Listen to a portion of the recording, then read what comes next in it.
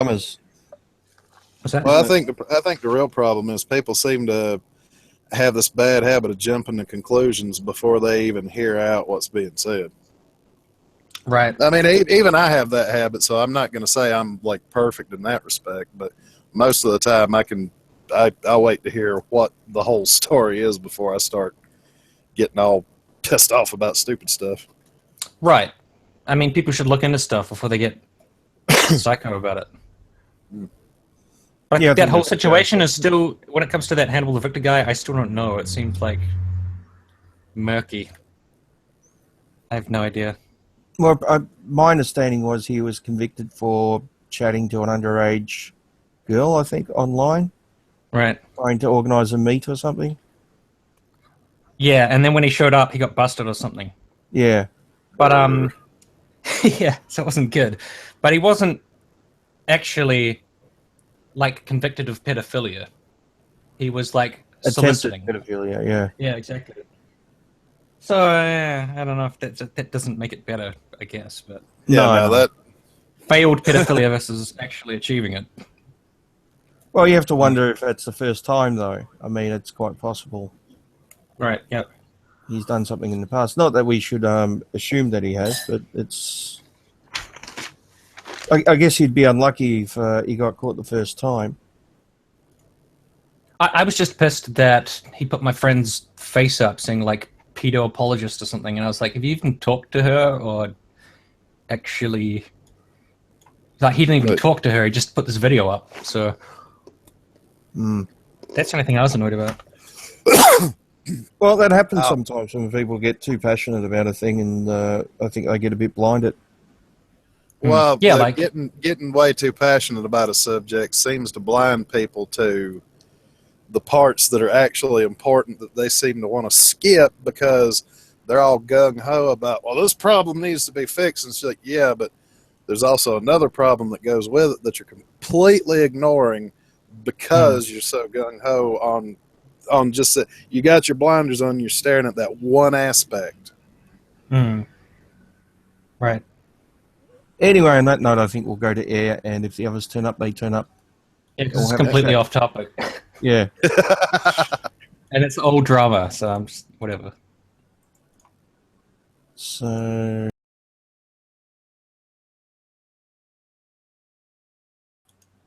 And I think we're live, and we're missing half our guests for some reason, which is ironic because it was equal rights advocate and MRA Wallflower who inspired me to do this hangout in the first place, and neither have turned up, which is... Well, then we shall take up their mantle and fight on in their names. So I do have Magnus and Tim. Hello.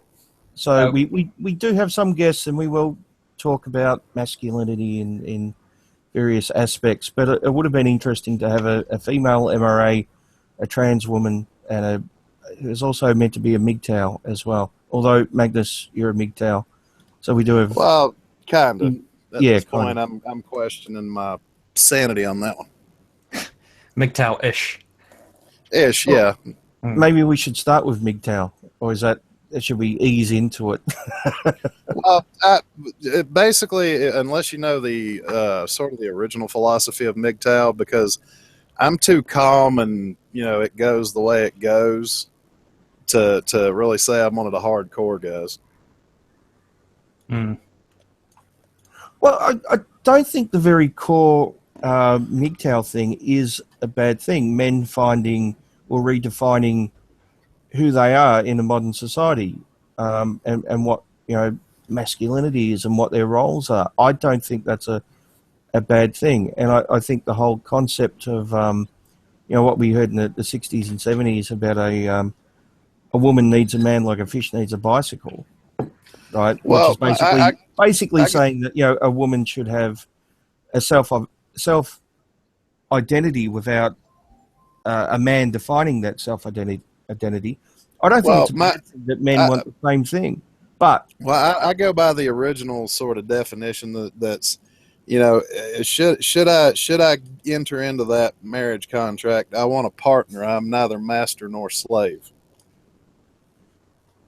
Yeah, that's fair.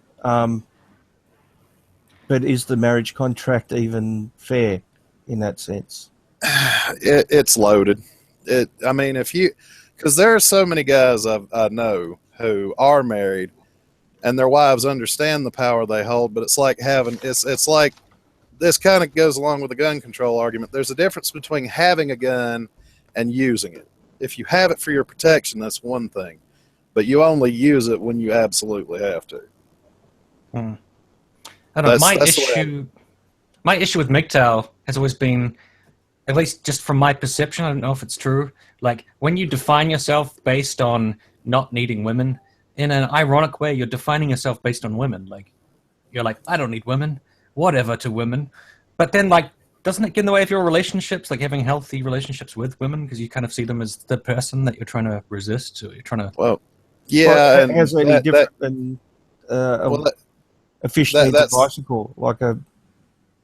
Well, the problem is too many people in the modern world do seem like they have this weird need to have somebody else, and it's sort of it's almost like a parasitic validation thing. It's like, I don't need it. Yeah, I don't want to have to need somebody else. I want to want the other person, not in the way that, if they want me and I want them, we don't need each other. It's like I don't have to have that person around me all the time to give me this weird validation of my own existence, but I want to want the person I'm with, if that makes any sense. Well, it's interesting because I've heard a lot of young female feminists say that there is a gender expectation that they should get married in society, and this is somehow sexism, which I would agree to some extent.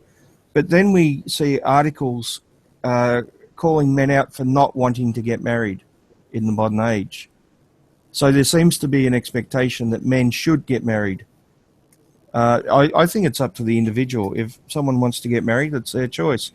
If they don't, and they want to remain single or want to have a number of relationships or an ongoing relationship, it should be their choice. And they shouldn't be defined by an expectation to get married and have kids if they don't want to. I just feel like, isn't MGTOW, the going your own way part is normally, or it's basically seen as going your own way from women?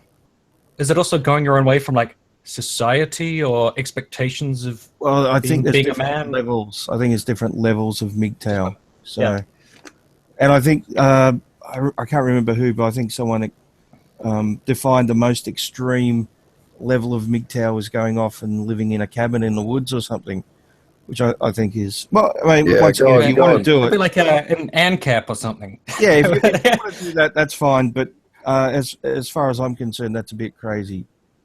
And what about, like, gay dudes? Can they be MGTOWs? Because then they can't get away from... Well, I don't know. Like, they don't need to get away from women because they need to get away from men. No, but you're defining it as getting away from women as opposed to getting away from gender expectations.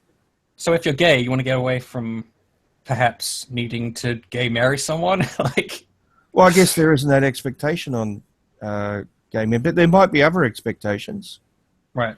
Well, yeah, the more radical elements of MGTOW are all about the going galt, I believe they call it, where you just completely disappear. And me, it's like, well, my own way is to function in a normal day-to-day life as I see fit, not under somebody else's, idea of what I should be, but my idea of what I should be. But galt is more like going your way from socialism and paying taxes and the moochers. So it's like a little bit different. Because MGTOW is more like, I don't need women. I can do what I want. Well, according to what I found out, the guys who originally started the MGTOW thing, it wasn't completely eschewing society and marriage and all that stuff that the radicals have gotten into. It's more of a... Ayn Rand. How's a quick way I could summarize this? It's I'm gonna live for myself, not totally, but I'm gonna live for my wants and needs, and these were guys who were even, saying that how did they put it? That if they got married, they were going to be, like I said, I'm a partner, I'm neither master nor slave. That kind of thing.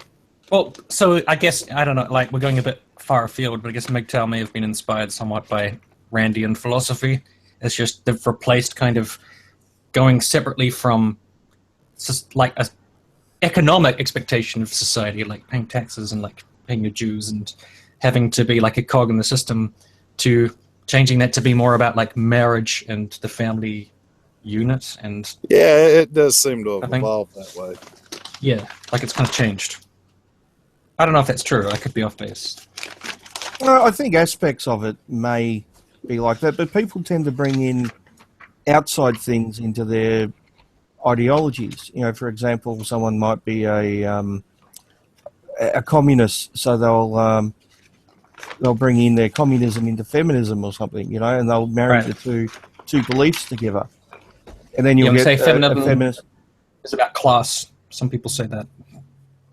So I think there probably are Randians out there who are also MGTOW and have merged the two into one. I think people tend to do that with just to alleviate my own confusion. What is a Randian exactly?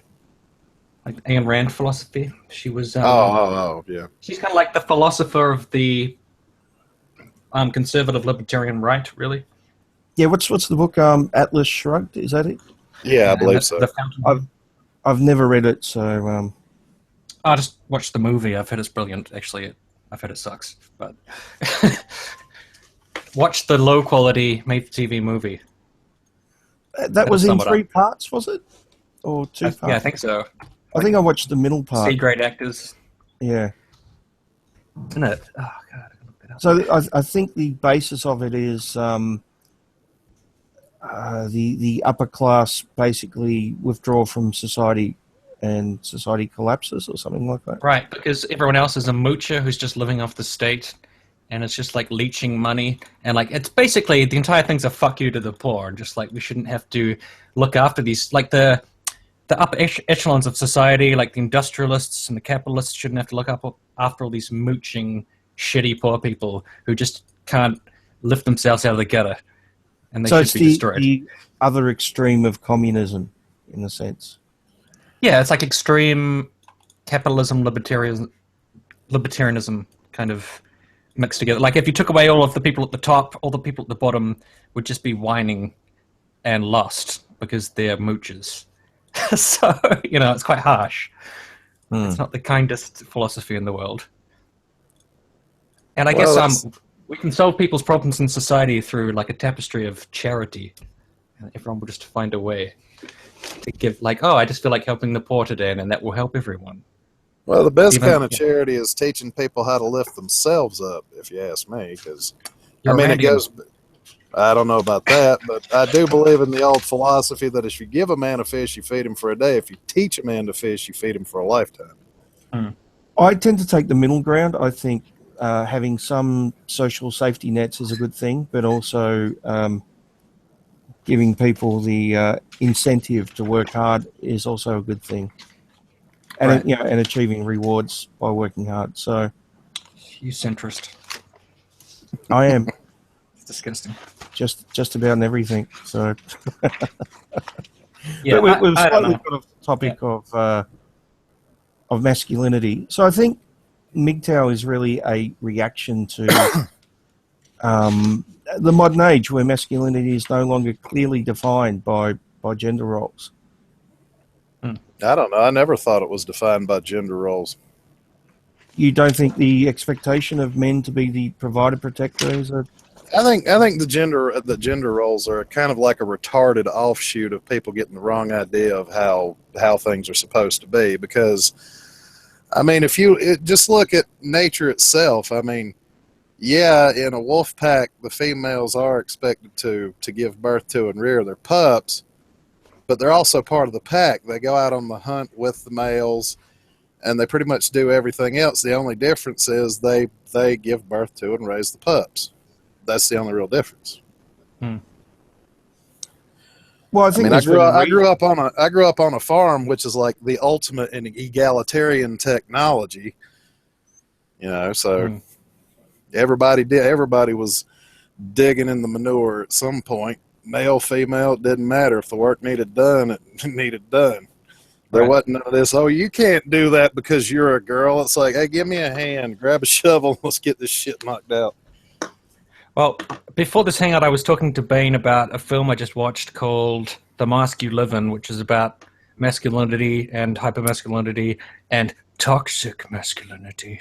Even though, well, they don't mention toxic in the film. I added that. They say hypermasculinity. And there's one interesting bit of the film where they talk about how, you know, when children are babies, this makes sense. When babies are babies, they have no idea of what is male and female, but right there in the crib, they're dressing the boys in blue and the girls in pink. And that's where it starts. And then... So do you think gender is entirely a social construct, or do you think there's some genetic component to it as well? I don't think it's entirely constructed, but I think, when you really think about it, dressing a baby in blue because it's a boy, that baby has no fucking idea what blue represents or what blue is. And then you give it that baby a truck, and then you give it all of these boy toys, and then, it's very strange that parents just see that as necessary. Maybe it's important to them that they grow up to be a masculine straight boy and a girl's girl, whatever. But I just thought it was interesting, because I think if I had a kid, I wouldn't think of I have to dress my kid in blue or pink, I know what you guys think about that. Well, haven't they done tests with monkeys and children to see what toys they prefer to play with? Monkeys? Yeah, I think monkeys, male monkeys tend to play with certain toys, whereas female monkeys are more likely to play with dolls or something.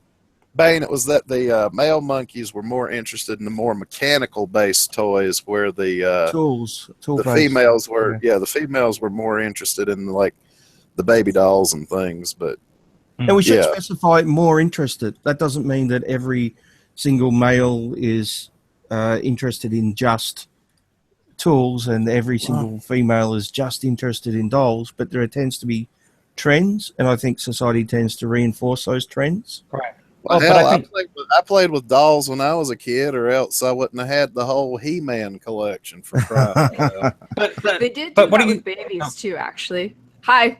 Hello. But what do you think of what I was saying, which was this is before they can even play with toys. They're literally just lying in the crib. And they surround them with girly shit and dress them in pink. And it's they're a fucking baby. They don't even know what that shit is. You're just literally just putting it on them pink. Well, see, Tim, you're a baby. Here's the problem. Tim. Let me finish one thought real quick. Tim, with me, it was always the parents that seemed to do that. What you're talking about were the parents who felt for whatever reason like they were raising a mini me. They want their kid to be just like them, and it's no. If any kid put the Sesame Street counting toys that make noise or whatever, that's got the Sesame Street, characters repeating numbers and things. Put learning toys in there, something that'll help them to build their motor skills. Rubik's Cube or some shit. No, I wouldn't go that far until they're. I wouldn't go that far until they're about 6. Mm-hmm. Well, I was going to say, my mom used to dress me up like a doll, and I remember hating it as a kid because I was a huge tomboy. So I wouldn't say it's necessarily going to change the way a human being develops. I'm still an individual. I'm still going to make my own choices once I'm at an age to make my own choices. But I think, it shows how early it can start and how arbitrary it can be. It's you're literally, you don't have the mind capacity to understand what is male or female, but they've put you in a fucking pink room with I don't know, fucking pixie dust, whatever the fuck they give kids. I don't know. Hey, can I just jump in for a sec? Tim, could you switch your camera off? I just read the chat, and apparently some people are having massive lag. So. I think it's me. It may be that, I'm not sure, but I guess the only thing it does to mine is eat up my bandwidth and my internet, because I'm on mobile internet. But other than that, I haven't had any lag issues, but that could change easily. So So continue. I'll see what the chat's saying, see if that's helped. Well, I mean, like I said, my mom was obsessed with having like this little girly princess, and you can see how well that worked out for her. Well, Miss Anonymous, doesn't that go Rush up. along with exactly what I was just saying about Yeah. parents seeming to want to raise like a little mini-me version of themselves? Oh, yeah, but I mean, I think it's just presumed that you're going to be one of the gender norms because it is fairly normal. It doesn't mean that being abnormal is a bad thing. I mean, I've never experienced people making fun of me because I'm not girly enough, except other girls maybe. I don't think I'd do any of that shit with my kid because I'm too lazy. But if my she used to dress fiance, me wife, out. whatever, if she wanted to do it, I guess maybe I'd go along with it. But I'd just be like, I don't care about this. This is stupid. Like, just let the kid play with whatever the fuck they want. Like, who cares? You know. But, Well, that's exactly it. If they're not forcing their kids to do that, like babies don't know what the hell's going on half the time. yeah, so it's a weird image seeing these. Like, it showed a shot from a hospital, and like half the kids are in pink and half of them were in blue, and they're like, Well, we're to shipping be- these out from the factory into the world where they can. But become you realize they're that meant to it's be. just so they can quickly identify the gender of the child. Like it's not about forcing them into gender roles. It's so they can quickly identify. Oh, okay, that's a little girl and that's a little boy. Especially in countries where circumcision is a big thing. The girls in black and the boys in white. I don't fucking know. Well, That's now, racist. Sorry. here's actually a thing. I saw a news report. Oh, it's been years ago. I think it was like 2020 or Nightline or one of those shows that does like weird sidebar stories.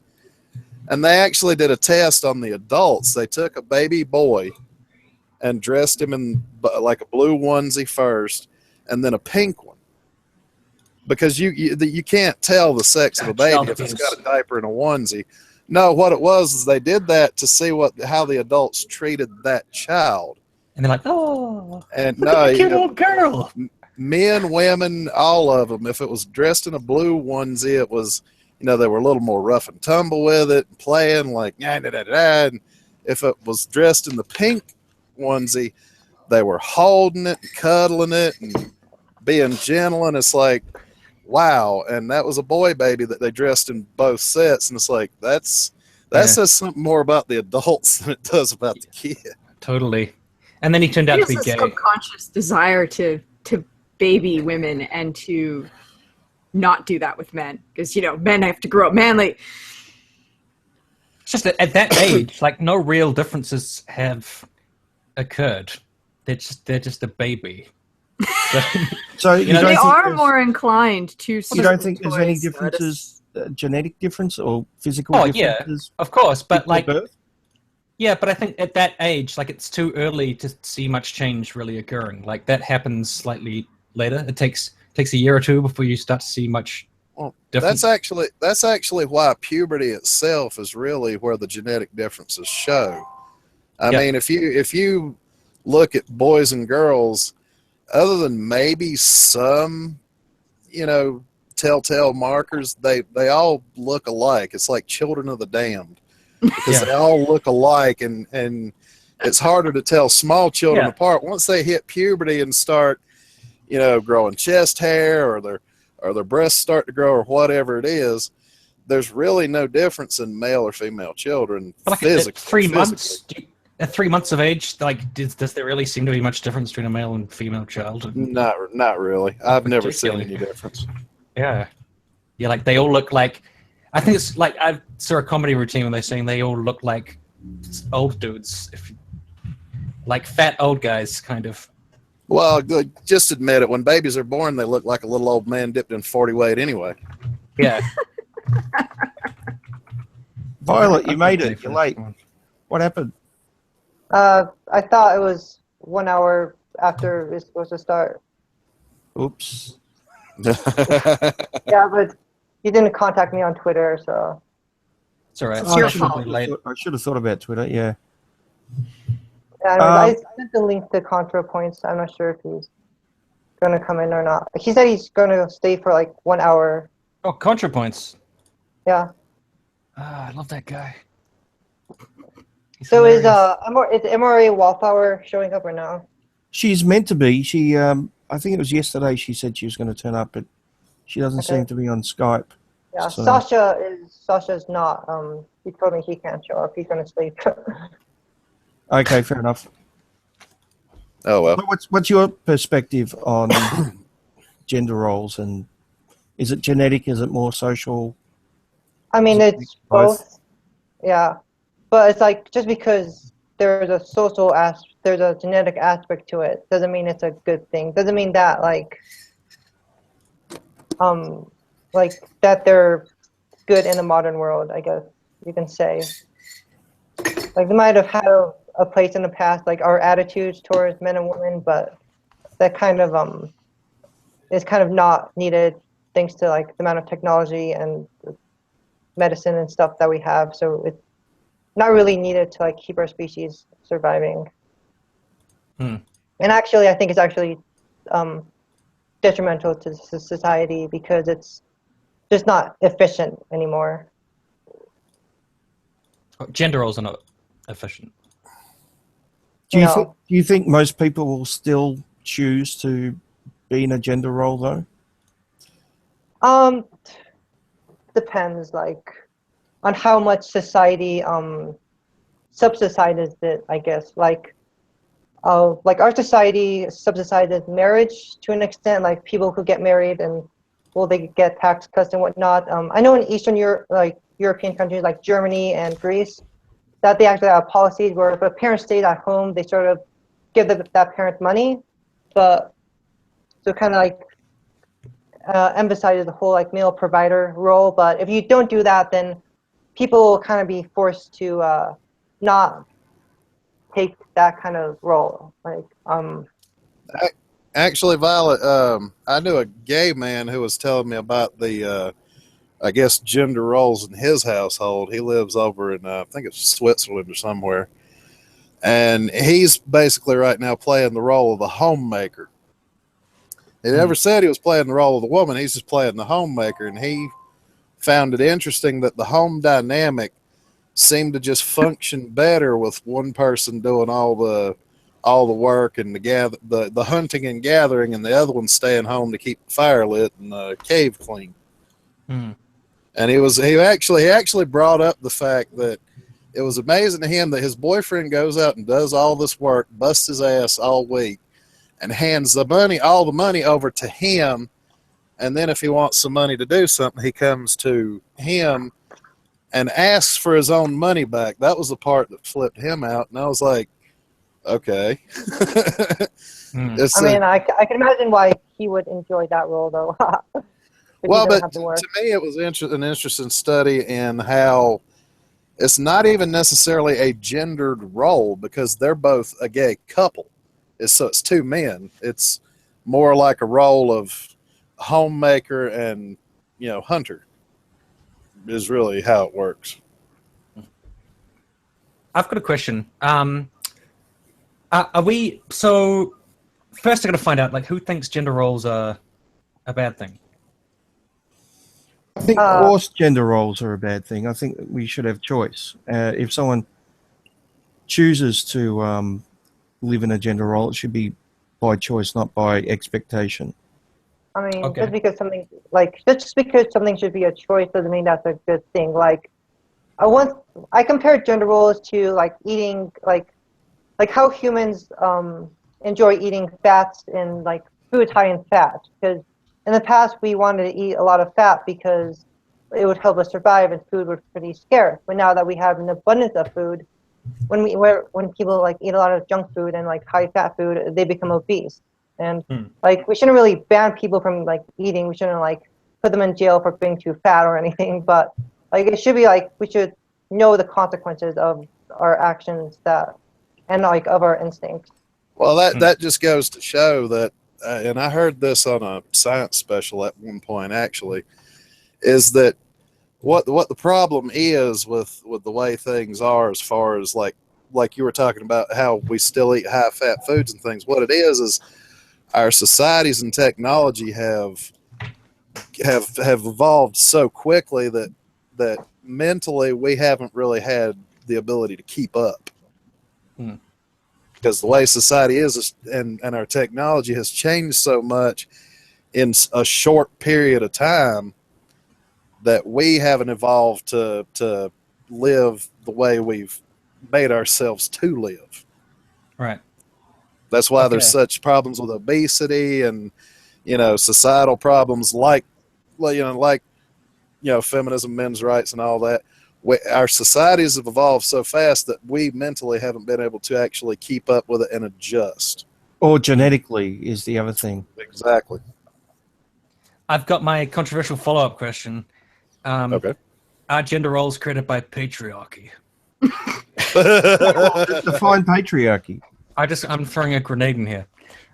I'll field that question. No, gender roles weren't created by patriarchy. They were created by stupidity.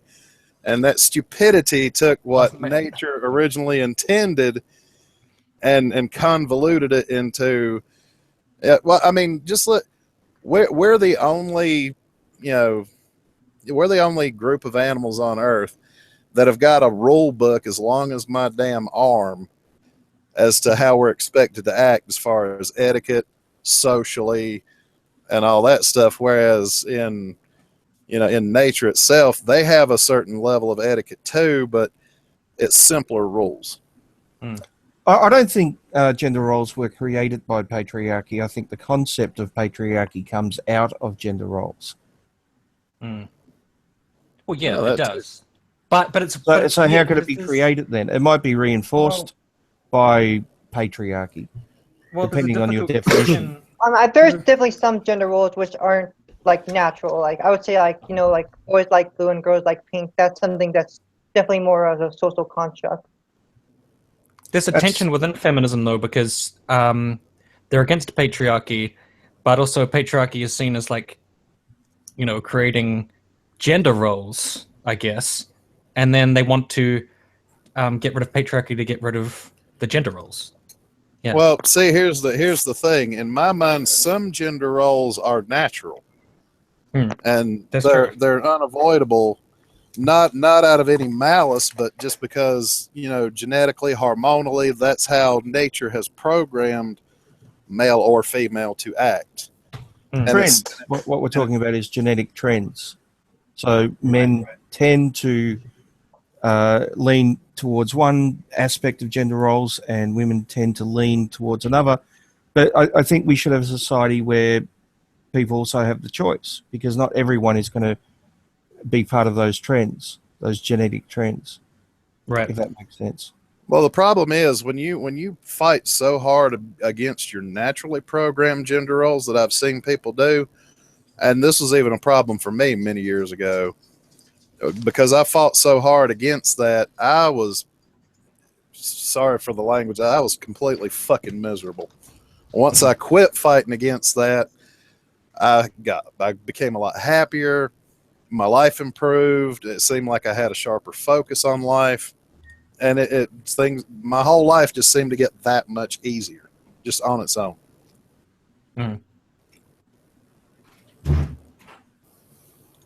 Yep. So what do you think, Tim, about gender roles and patriarchy? I find patriarchy to be a tricky subject because I find just bringing it up in the first place causes people to argue so much that I kind of phone out and I can't be bothered dealing with like all of the fallout of this concept. But I think there's some validity to it. It's just I was talking to my fiance yesterday about like domestic abuse, and she was saying that basically men domestically abused because of patriarchy, and she was talking a lot about patriarchy, and then I was just like, it's a pretty confusing subject. I guess I kind of avoid the subject a little bit. Abuse because they've come from an abusive background, and that's both men and women. So I don't know. There's a physical and societal power differential between men and women, and that men are not aware that they're under the sway of patriarchy, or that they have patriarchy backing them up, so that they're basically... That's one of the problems I have with feminism, is that type of arguing. I'm not saying this. I'm saying this is a conversation I was having, and then I was trying to figure it out myself. I'm just saying that wait, what's she talking about? I'm saying that particular type of conversation is one of the issues I have with feminism. The only problem I've ever noticed about that is the quote unquote power, as it was worded, is always there. You just have to have the initiative to climb the ladder and grab hold of it, male or female. And that seems to be the problem is people pretending that there's no that it's just too far out of reach. It's like, well, no, you actually have to take the steps to climb the ladder to get there. But are there men that are being like physically dominated by their female partner, to the point that they're... I mean, if we're not talking about like, using weapons, like, stabbing someone, whatever, are they scared physically that their partner is going to like beat them up and shit? Because normally that's seen as the other way around, because the man is seen as kind of physically dominant. Well, two things here. First of all, there are men who are like that. They tend to be broken by their female partners. The second aspect is that domestic violence isn't just defined by physical violence, but it's also emotional and mental as well. Yep. And it's interesting when we talk about female victims of domestic abuse, we tend to include just about everything, the emotional aspect, the controlling money and all this other stuff, which tends to inflate the figures, right? Which is fair enough, because I consider all that to be domestic abuse. But when we talk about male victims, we automatically go, but are men being beaten? Because if men aren't being beaten, then it's not domestic abuse. And I'm not saying that. I'm literally just wondering. That tends to be what happens. And it's interesting that you define female victims by such a wide spectrum and male victims by such a narrow spectrum. But there are men who are physically abused too. Bane, I actually knew a guy years ago who, fairly small guy, dating a female bodybuilder. She whooped his ass and threw him in a closet. Left him there for about 3 or 4 hours. Yeah. I know a guy in a physically abusive relationship right now. She beat him with a golf club and he almost went to jail for it. Ouch. The Duluth model of way of looking at things, like saying that patriarchy is the reason that men abuse, sort of, it contradicts some of feminism's other points, like how it would be, isn't it benevolent sexism that men want to protect women? So are they trying to protect them or trying to hit them? That's a good point, actually, yeah. And they also claim that patriarchy is the reason why men aren't reporting their abuse. Yeah. Right. So it seems patriarchy is the cause of everything. I actually had argued with a feminist a few days ago. He said that the Duluth model was created by like feminists under the influence of patriarchy, and that his brand of like anarcha feminism was like the real equality, and that we should like be like anarcha feminism. Yeah, it was this. I made a meme of him saying that, like. But so, I mean, some statistics that I've read is that women physically abuse men as much or more, but that men do a lot more damage. So that when men do domestic abuse, often they're more likely to kill their partner or put them in the hospital. Yeah, that's true from what I've heard. Right. And I mean, it shouldn't become weighing like, is this worse than this, I guess, but it always becomes that. It always becomes like... But keep one thing in mind, Tim. Keep one thing in mind, right? The male suicide rate is far higher. So how many men are actually taking their own lives because they can't get any help because of domestic abuse? I'm not saying that number is caused just by domestic abuse, but surely that could be a factor. Oh, in the conversation I was having yesterday, I actually brought up the same point. I was like, yeah, but, a lot of men, and I've seen stats on that too, they commit suicide because of failed relationships and stuff. And or not being able to get help to get away from an abusive relationship, or no one believes them. Right. Yeah, but occasionally a man fucks up a relationship and and he himself was the abusive one, and then he kills himself. Sometimes that happens too. That's true. Yeah, you know, or sometimes he's being abused. You know, so that there's all kinds of situations. I think. But if we're going to sum it all up in this easy, that's why I do take some issue with patriarchy, because I find it so vague. I don't really like talking about it. Yeah. So, I mean, if we're going to take into account the fact that yes, more men tend to kill women in relationships, I think it's I can't remember the numbers off the top of my head, but we also have to take into account that quite possibly more men are killing themselves because they can't get help in relationships. So I think that's the counterpoint to that. Well, that'd be a subset of those statistics, because there's all kinds of reasons. I agree, but themselves. I mean, surely we should do some study into it and maybe figure out if that's an issue. Yep. I know a big reason why a lot of men kill themselves is because they were divorced. So, and divorce is definitely stacked in a woman's favor. That's true. Well, I can hear some yelling in the background. No, I think part of the big problem is trust issues. That's my fiance gaming in the background. Sorry, guys. He's shouting at the TV a little bit. Yeah. Is he pulling one of my moves and screaming obscenities and shit talk? Yeah. That's toxic masculinity right there. Hey, I was playing Call of Duty earlier. Oh God! I killed a lot of Arabs, and I should feel bad about this. Sorry, guys. That's Islamophobia, so you know. I was a bit like, "Fuck you, jihadis." Couldn't you just put down the gun and give him a flower or something? He's playing Dying Light, so they're not people anyway. Tim, let me comfort you a little bit. I was beating the hell out of Saiyans and Namekians earlier, so don't feel bad. Namekians. I got Dragon Balls. I'm a Saiyan, so I'm beating up Saiyans and Namekians. I'm being an equal opportunity ass whipper. Well, I hope the authorities are not listening to this conversation. They probably wouldn't know what a Saiyan is anyway. Hate crime. Hate crimes against Namekians. Well, but no, I don't think it's toxic masculinity though, because I shit talk at the game too, and I've played video games with girls that were far more shit talking. I was just gonna say I'm pretty foul. Yeah, but isn't that just females imitating toxic masculinity? Oh yeah, it's my internalized misogyny. and that's that's one of the arguments I have with feminists when they tend to talk about gender roles. When we talk about positive male aspects, they say, but hold on a second, females can have these aspects too, so they're not actually male aspects, they're just aspects in general. Okay, fair enough. Mm-hmm. But then they bring up the negative male aspects or stereotypes, and they say, well, these are mainly male aspects, so we'll call them toxic masculinity, and we'll ignore them in women.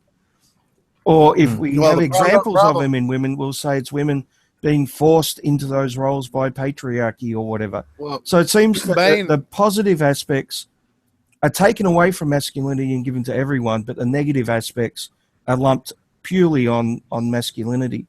Well, I think it's an incredibly biased way of looking at things.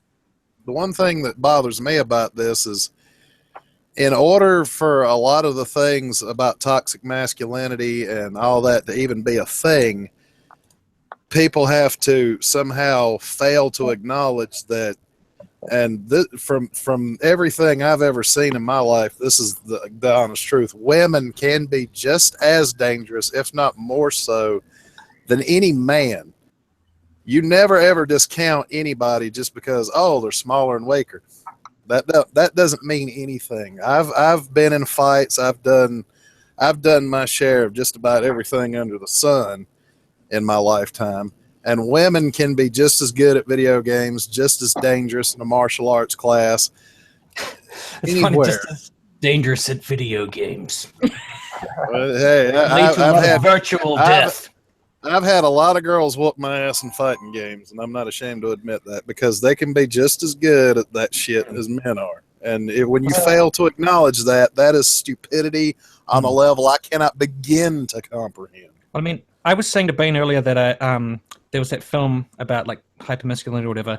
It had a lot of good points, and the best points to me were actually around like sports and about like boys like being built up to play football and be jocks and like, you know, boast about how many women they bang, and you know, everything is just like trophies, and everything's like that guy's a fag and I'm stronger than him and I'm more dominant, and how that has like such negative impacts. But then there was another part. Aren't they competing for female attention? Maybe, but they're built up that way. Like, and I can relate to that because in my schooling experience, when we went to like assembly, they would spend like fucking 45 minutes just talking about fucking rugby. And me and my friends were like all stoners. We didn't give a shit. We're just sitting there like, oh God, why do we have to hear about the fucking rugby, you know, team? Contra, can you switch off your cam because we're having some lag problems before? Oh yeah. Yeah, I actually had a friend of mine complaining about how the there were parts of the hangout that were repeating. But, skipping and repeating, and I'm like, what the hell? Okay. But I just want to quickly finish my point. Like, so it had a really good bit about like kind of like homophobia and hypermasculinity and sports and expectations in schools and like the way men talk to each other, and that was all fine with me. But then there was a section about video games, and this guy said, you know, you get a bunch of people together in a room and they're drinking alcohol and they're listening to the rap music, and then they play a video game, and then he's like, and what do you think is going to happen? Somebody's going to die. And I was like, wait a minute, now you've totally fucking lost me. Like, I don't think playing video games is going to make you go kill people. Like, you know. No, so there was some bits of well, that film that were dodgy, that were kind of like, now I think you're overanalyzing it a bit. Like, I've played games and I've never tried to kill anyone. So I don't actually, I don't know Tim, my favorite part of video games is the fact that it's kind of already been proven that because video games give you that outlet to scream obscenities at the screen and virtual world beat somebody's ass or shoot them in the head, crime actually has dropped because of that. Well, I've read it increases aggression. No. But, well, that's what I've read. Just like some studies saying it increases aggression, but that doesn't tell you what people do with this aggression. Maybe they just like masturbate really hard. Well, no, I think what it does, because in my personal experience, and this is my opinion, for me, it enhances the aggression to go out and get things done, not to go for a jog, bust ass at work, anything that needs the right kind of aggression. That's what it's done for me. Must kill people because I played Grand Theft Auto. Like, yeah. As we were saying on Twitter the other day, Tim, in the 50s, comics were seen that way. There was anti-comic documentaries made where you saw a kid read a comic, and then a minute later he picked up a rock and looked at another kid in a menacing way, as if he was about to cave his head in with this rock. And, you know, because it was increasing aggression and violence and blah, blah, blah. Oh, Bane, they've done that. They've done that with heavy metal and everything else too, and it's the same crap. Al Gore's wife. Oh, typical, yeah. But as I was also saying to Tim, in the 20s, jazz music was seen as satanic. So, yeah, we tend to have these weird things, ideas about things, but eventually I think Reefer Madness. Yeah, Reefer Madness. Yeah, it's new and different. Contra's I don't like it. Hello, Contra. Hello. Excuse me, I keep coughing on you guys. About all this masculinity stuff. I'd say from his avatar, he's kind of cute. So I don't know. We'll probably hear something interesting. Thank you. Well, I'm joining in the middle of this, so I don't know what exactly you guys have been saying. That's okay. He's been talking shit about you the whole time. Yeah, mainly talking about fuck you. Contra had the funniest, like, your recent video was so funny. I've never seen somebody give themselves a blowjob in a video. Well, it was a technical challenge, but I think it was worth it. Yeah, did the achievement pop when you got done? It's hilarious. Anyways, Bane, you're running this thing. Yeah, so I was just thinking where we should go next. So we've talked a bit about MGTOW and gender roles. What about the general what masculinity is? Yeah, well, like I think the reason why we're having this stream in the first place is because of Twitter argument I had with MRA Wallflower a couple weeks ago. No. So, do we want to discuss that? Sure. Well, Basically, that and Bane, I was gonna say, why don't we kind of do like sort of a defining of terms, what we think masculinity and femininity is. Well, I think that's what this whole hangout is trying to do. So, well, no, I mean what personally what it is to each of us. yeah, I don't know. I don't think it's that easy to define, to be honest. I think we can try to define it by gender roles, but then those gender roles tend to limit what it is, if that makes sense. yeah, But anyway, Violet, you want to tell us about this Twitter argument? Oh yeah, so I have this Google Doc about like a men's rights political party, and it's basically just like backbone. It's not like very detailed into like what the goals are.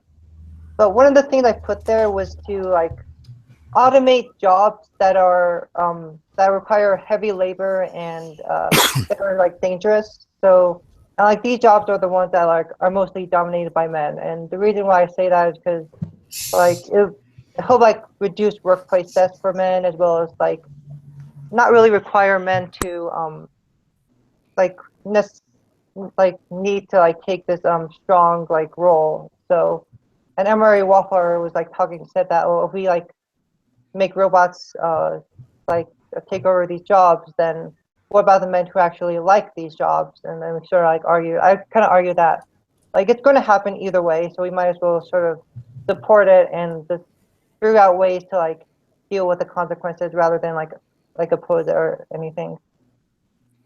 Well, yeah, but like you didn't really offer a consequence. Like if we did move it all to robots, like what are you going to do with all the unemployed men? Because yeah, it will take away a certain number of the deaths, but then it's going to create homeless men because they're not going to be able to, like, you get good money from dangerous jobs, so if you cut that out while they're waiting for like a new desk job or something, what's going to happen? How about universal basic income?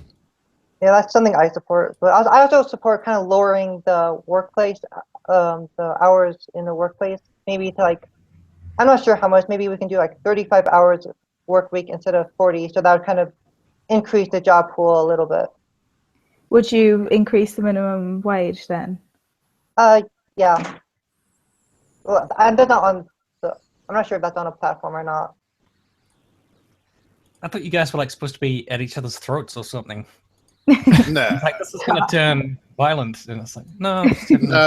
Well, see, that's the thing. If it did get violent, I would me or Bane, I'm pretty sure, would be the ones going, "Hey, this is supposed to be calm and rational discussion." Damn it.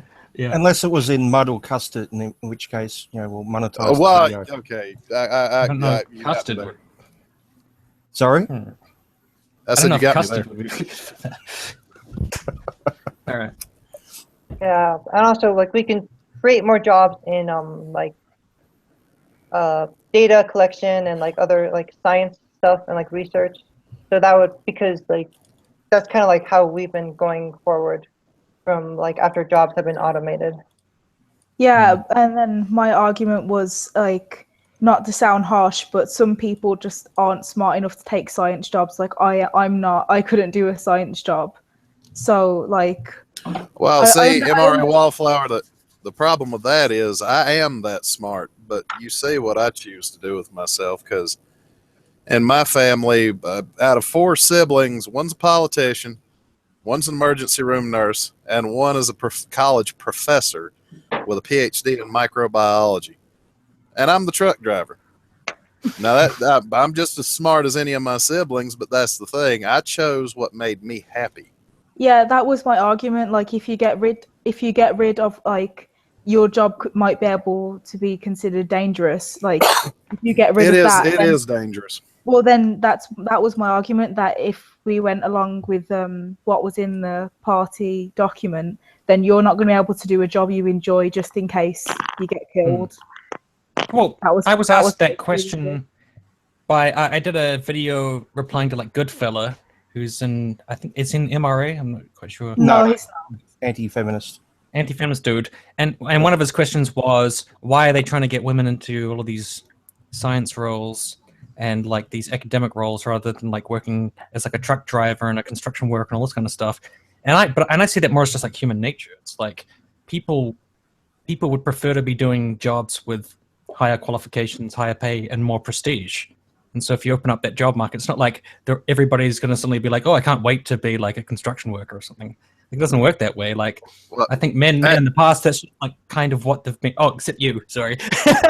Hold on, can I just jump in there for a second? But don't less women choose to go into politics?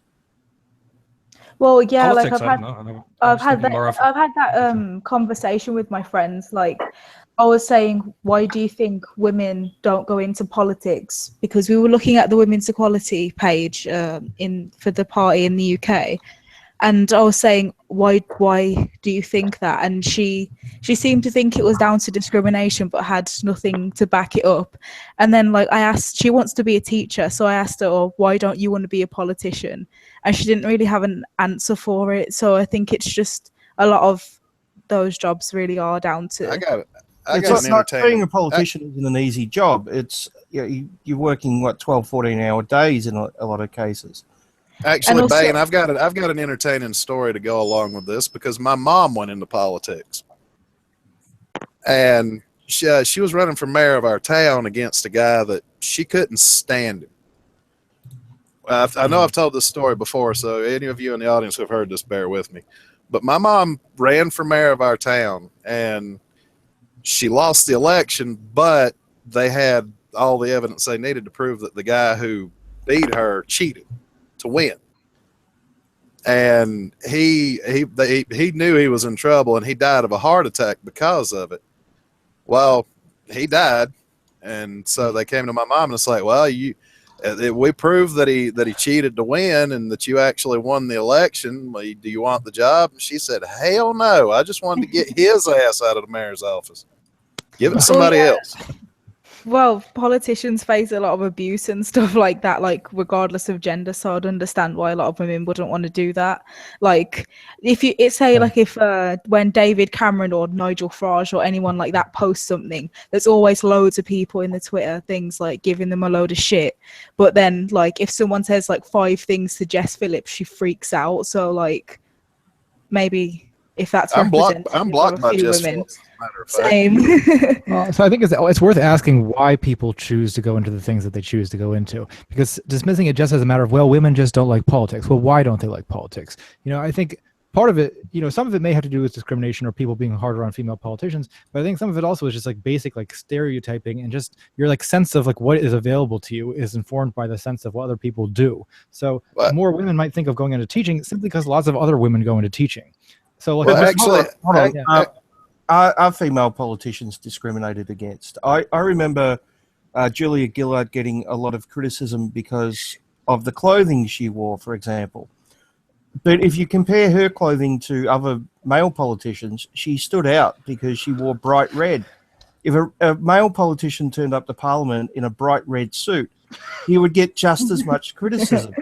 If not it's more, also difficult to win. I mean, criticism.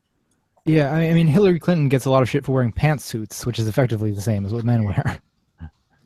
I think I think you just like face a lot more scrutiny based on your physical appearance. Like people, the amount of commentators saying she should smile more, she shouldn't smile so much. Like you haven't heard people talk about Trump's hair?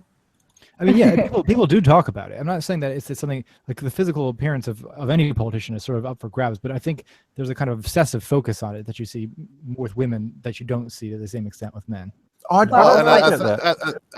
think what the real problem with women in politics is that I think when you go into politics, your sense of self sort of takes a beating in a way, and most women know that and don't want that because, I mean, look at most of the guys who are actually successful politicians. They don't give a front flipping fuck what you say about them. Yeah. Yeah. One thing I wanted to point out, though, is that a lot more women, from what I've seen from reading, are going into law. Yeah, there are. I'm in the law field in my uni, and in my class there are 6 men and like 30 women. Right, and that's not like some seen as traditionally like a less prestigious and lower paid role. I think that's fairly prestigious. And women always win an argument. That's true. Not always. Not always. Yeah. But they're always like, oh, they're going into teaching or they're going to nursing, but they're also going into law, and that's like, that's quite that's a very important field. The most common major for women is business in college. And business. Yeah, I go into a business major. It's the most common for both. Why do people bring those ones up? They're always just talking about teaching. And people are also talking about how boys are falling behind in school a lot as well, and trying to figure out why that is. So, I mean, I can only go on my personal experience. Clearly, it's the kindergarten rape culture that we keep hearing about. I can remember. Oh yeah, man! If you dare to kiss a little girl on the playground, a feminist journalist who referred to a 5-year-old boy giving her daughter like a love note as kindergarten rape culture. Oh God! And then compared him to Brock Turner. This is Lacey Green's fault. So am I the only person left on Earth that if a little boy gave a little girl a love note in kindergarten, it'd be like, oh, that's kind of sweet. It depends what it said.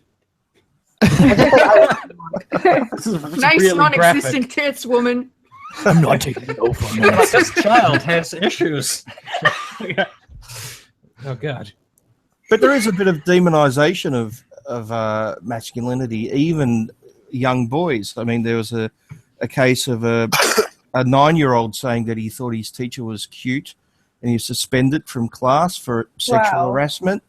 And, there was another, I think a 5-year-old hugged his teacher and got done for sexual harassment. I mean, this is crazy. Oh, it's totally because he was trying to put his face in her crotch. He was perfect crotch. Wait, the 5-year-old got sexual harassment against the teacher? Yeah. Yeah, well, he's suspended or something. This is a story from a few years ago, but there's quite a number of these stories happening. Yeah, no. If I saw, someone says the teacher's cute or hugs the teacher, or is this really a good example of like society though, or is this like a few crackpots? Or is this just? I think it's an example of masculinity being seen as dangerous, and I mean, there are airlines which have banned men sitting next to unaccompanied children because they might be pedophiles. I've heard about why are these children unaccompanied? Like, but here's that's a separate argument, though. Here's the thought to put in everybody's heads, though. If I saw, like, say, if I had a 5-year-old son and I saw him hug the teacher, the thought in my mind wouldn't be sexual harassment. It's, wow, he must really like and respect that teacher. I mean, because with children, they don't know shit from shampoo when it comes to sex. all they know is you hug people that you love, like, and respect. Well, we have to stop hugging. I've seen schools do that too. I don't think anyone here is going to defend suspending 5-year-olds for hugging their teacher. Oh, I don't expect anyone here would, but I think that is a consequence of demonizing masculinity, and you know, every male is a potential rapist, and males are dangerous. And sorry, was this in Australia? No, I think it was in America. The airline thing though is happening in Australia and US, I believe. And in the UK. I wanted an excuse to give Australia grief, but now I can't. Right. That's ruined. Well, but that's the real problem, though, is the way I look at it is all this demonization of masculinity and all this weird stuff, suspending 5-year-olds for sexual harassment. It stems from, we have reached a level of comfort in most Western countries where, you know, I believe somebody said before, even our poorest lives better than the kings of just a couple of 100 years ago. And it's like maybe we don't have enough to think about other than stupid stuff anymore. That's all I can figure is that we don't occupy our minds with more important stuff. It's all arbitrary. There are more important things. Like, it's not true that our poorest are living like kings. They're not living very well at all. We should be talking about that. Like, one thing I have to find he just meant kings from like 300 years ago or something. Except with kings from 300 years ago, we're doing just fine. With less harems and but But what I'd love to know is why find everything one partner. It's sad. why everything has to boil down to a gendered issue. Like we were talking about domestic violence earlier, and it has to be this gender may have it worse, when we know domestic violence happens to both genders on almost equal levels, just in different ways. And men are grossly underhelped when it comes to domestic violence. My girlfriend answered that question when she said it was, male dominance is the cause behind it. But it's very hard to separate one set of problems from another group set of problems. And I think that the issue with like MRA and feminism is a lot of the time they are looking at their problems. And well, I actually think it's worse with MRA though, because I'm a bit biased. Looking at their problems just in relation to the other movement or in comparison to someone else's problems. So often MRA seems to be saying like, well, feminists do this and feminists say that, and women have got this and women have got that, and it's all in comparison. They control the narrative. That's the problem, Tim. When you have feminism controlling the gender narrative, I mean, the perfect example, the Red Pill movie being shut down in Melbourne, because they don't want any other opinion out there. When they control the narrative, they're going to get criticism. If they were to say, hey, the men's rights movements over there, they've got different opinions, that's fine. We should have different opinions and have discussions like we're having here. There wouldn't be half the fucking disputes that there are. But when they shut people down, they protest, they stop groups being formed at universities to talk about male suicide. But I think when they do these things, of course they're going to get criticism. The issue with like Paul Elam, for example, is at least from outsiders' perspective, when they have a look at some of his material, it seems very anti-woman, rather as opposed to just talking about men's issues and like, because he's got a whole lot of material which is basically objectifying women and talking about how shitty they are and how evil they are, Paul's basically doing a male men's rights version of clickbait because he's nowhere near that misogynistic or whatever. Yeah, but think about how it appears. But think about how it appears to observers. I agree. They don't think this is men's right. They think this is a guy who hates women, kind of. Well, maybe he's not. Maybe I know what you mean. Like, I have a bit of an issue with that. Like, obviously, we're not going to try and like word police people, but when I think it was Janet Bloomfield was like putting around stuff about why women shouldn't vote, like we might be able to see like the deeper stuff she's talking about, but when like lay members of the public, like the normies, see it, they're going to be like, what the fuck? Well, that's what I said. Janet Bloomfield sucks. That's why I said most of it's just clickbait. It's something inflammatory or shocking to get you to get all mad and read it just to see how much worse it could possibly get. Well, Paul has stated before that no one was listening to him and other MRAs before he started doing that stuff. So my theory is that maybe a new movement needs extremists to shake things up and to get notice, and then once that's happened, the more moderates can come in and find the middle ground. Right. But there are basically 3 articles which feminists constantly quote from Paul Elam out of hundreds. And 2 of them I've criticised in the past. The third one I defend because it was actually in response to a Jezebel article making fun of male victims of domestic abuse. And strangely, none of the articles that quote the Paul Elam article refer to the original article. Very strange that. But, Paul does sometimes criticize aspects of femininity, just like feminists sometimes criticize aspects of masculinity. So I have to ask, why is one okay and not the other? I think, to me, it's because just on a personal level, and look, I don't know enough about Paul Elam, but it seems like he's kind of bitter about his divorce and like taking it out on. No, I think you're getting that opinion from biased articles. Like I said, there are some articles and some things Paul has done which I criticize. But if you listen to him on Hangouts and things like that, he's a very different person. Right. Listen to him on the Hangout with the skeptic feminists, for example. Right. But I get you, because I mean, I know that like a lot of feminists do kind of demonize men's rights activists, but I always think it's easiest to just look at the, like, I call it like the shiny object. Like, this is the thing that is on the surface. Usually it's not even MRAs that they're associating with us, like Elliot Rodger and Roosh V, who don't have anything to do with our movement. Well, I know even MRAs and MGTOWs are always fighting, from what I've heard. But I think also one of the reasons why the feminists tend to demonize MRAs is that their experience with MRAs is people who are not really seriously involved with any kind of men's issues, but people who sort of bring these things up in order to shut them down on like Twitter. Oh my gosh, I mean? yes, I totally agree with that. They bring it up as like a counter example. They bring it like, but what about men's domestic violence? While women are talking about there's, you know what I mean? And like they don't really have any sincere like involvement with men's all rights. lives matter, bro. But yeah. But hold on. Your side does that too. Yeah. If I'm talking about male circumcision, I'm shut down automatically because female circumcision is so much worse, and we can only talk about that. I mean, we hear that all the time when we talk about male circumcision. Yeah.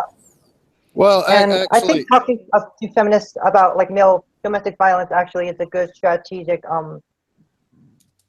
move, because if you try to talk about male domestic violence, nobody really listens to you. If you yell at feminists about male domestic violence, eventually they'll yell back, and like they'll get like attention for like male domestic violence. And once again, if I'm starting to see like feminists actually start to address it now. So that's a good thing. And once again, if feminists are controlling the gender narrative, then I think it's fair for us to bring up counterpoints. If only female domestic abuse is being talked about, then surely we should be able to bring up male domestic abuse victims as well. Yeah. Well, actually, there's a comedian out there that basically had the perfect line about, when you bring up something and then somebody's like, yeah, well, I have it worse because of blah. And, the line that he used, and I'll never forget it, is, and I've used this on people quite a bit, is, well, how does your suck make my suck not suck? And the thing is, if we bring up male domestic abuse victims, we're not saying that female domestic abuse victims don't exist. We're saying, what about the other side? No, I think, correct me if I'm wrong, but I think what contra means is like people who actually don't give a shit about the men's rights movement or give a shit about men themselves will they're just plain anti-feminists or whatever. Like, not that that's a bad thing, So but they're not just MRAs then. Yeah. I think some people are like that. Like, they just are men's rights activists, but I think a lot of people are also genuine about it. Like, you can't really tell who's genuine and who's just trying to sort of stick up to the feminists unless they admit it. Like, what's his name? Surely it's possible to care about both men and women. Well, actually, that seems to be an impossibility, because I actually do care about both. And I get subjected to these damn conversations all the time where it's one side or the other. And it's like, everybody's a human, you fucking idiot. It's just we have different plumbing. The hell is wrong with you? That's why I was asking why we can't talk about issues that affect both genders without going, but this gender has it worse. Global warming is a woman's issue, and that's what I mean. Like, we look at domestic violence again, and men have much less resources to help them, so we don't have to. But while only one gender is being talked about, whether it be DV or circumcision or whatever, then you have to bring up the other to even it out. I agree. We should be just talking about domestic abuse.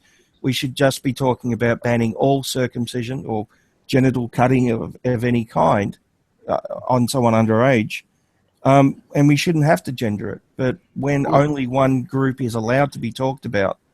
Well, I think just in the case of the genital mutilation, I think the main reason it comes up in that way is just because the female version is seen as so much worse. Really. Well, there's 4 different versions of the female version, and some of them are equivalent to the male circumcision, and some are less harmful. And for example, in England, they're talking about banning adult women from getting genital piercings because it fits in group 4. So they're not concerned about newborn baby boys against their will having their genitals cut, but at the same time they want to prevent adult women from getting what is technically female genital mutilation of their Well, free that's will. definitely This is- silly because this is- that's This not the is kind scale. of this is kind of what I'm talking about. If we went back in time to when feminists were rallying against female genital mutilation, and it was just genital mutilation they were trying to end, both genders would have been saved from an injustice that's just a violation of human rights. But instead, women were the protected class, and men are left behind. Well, Because they're two really very different issues. I mean, especially if you consider like North African female genital mutilation, it's much more severe than mere male circumcision. It's often removal of the entire clitoris. Sometimes, at least in places like Somalia, it involves actually sewing up the vagina throughout pubescence until the woman's married. So I agree, but that doesn't mean that male genital mutilation isn't. That's exactly what I was talking about. It has to be which one has it worse. It's not just this is a human rights violation to chop up a child's genitals. It's but women have it worse, so we have to think about that. I'm not remotely trying to discredit the case against male circumcision, but I do think that there's sort of two different issues that are practiced in two very different circumstances, and one of them is much more severe than the other one. And I think that the fact that it's more severe means that there's some legitimacy in having a group that's focused specifically on that. That's what I was saying. If they focused on genital mutilation in general, that it's a human rights violation, not which is worse, just that it's a human rights violation. The circumstances why can't I keep for the AIDS circumstances aren't different. Caring about malaria. No. The circumstances aren't different. Both were done to. They are different. Very different cultures. Very different geographical. No. If you look at very different consequences. If you look at genital cutting of males in Africa, it's done under exactly the same circumstances. No, it just isn't. I mean, it's often. It is. Males in Africa, they're teenage boys. They have their genitals cut by people who aren't medical professions in unhygienic conditions, often using glass or rusty knives or whatever. It results in infections, sometimes amputation of the penis, and quite often death. Every year there are deaths because of this. We can only compare the worst case female circumcision to the best case male circumcision, and that's a bullshit argument. I think that's like part of the big problem is when people talk about genital cutting, they do think about the fourth one of FGM. That's the worst, and they think about like a really sterile, safe situation like in America. So it's the real question exactly. Well, but I mean, the original question was like, why does this always come up? And I think that's exactly why, because people are thinking of the worst female genital mutilation versus probably just normal everyday circumcision. Yeah, that's exactly it. It should just be at its base. It's a human rights violation. Everybody has the right to intact genitals. Period. There's no other argument to be made. Why do we have to talk about what's worse? Let's take what Miss Anonymous just said and say, can we say it's safe to assume that everybody here is against people taking sharp objects to other people's no bits? I think we all agree. Infants, yeah. Well, at any age, keep the sharp objects. Choose to do what you want. I mean, like, Pierce, that's fine. Yeah. Otherwise, keep sharp objects away from other people's no bits. Yeah, other people's genitals. It's a good rule to live by. Yeah, like just also in Jewish circumcision, don't they often suck the blood out of the? That's the bit. That's the Jewish bris version. There were some babies in the U.S. getting herpes. Little boys getting herpes. Yeah, I think the last case of that was about 10 years ago. It wasn't a plastic tube these days. Now they do a little more, but there are still very extreme cases of Jews who still do that in the U.S. and they're not getting in trouble. Traditionally, the mohel uses a sharpened thumbnail to break away the foreskin. That's so gross. It's so gross. We can just all agree it's bad. Yeah, that's exactly what I'm talking about.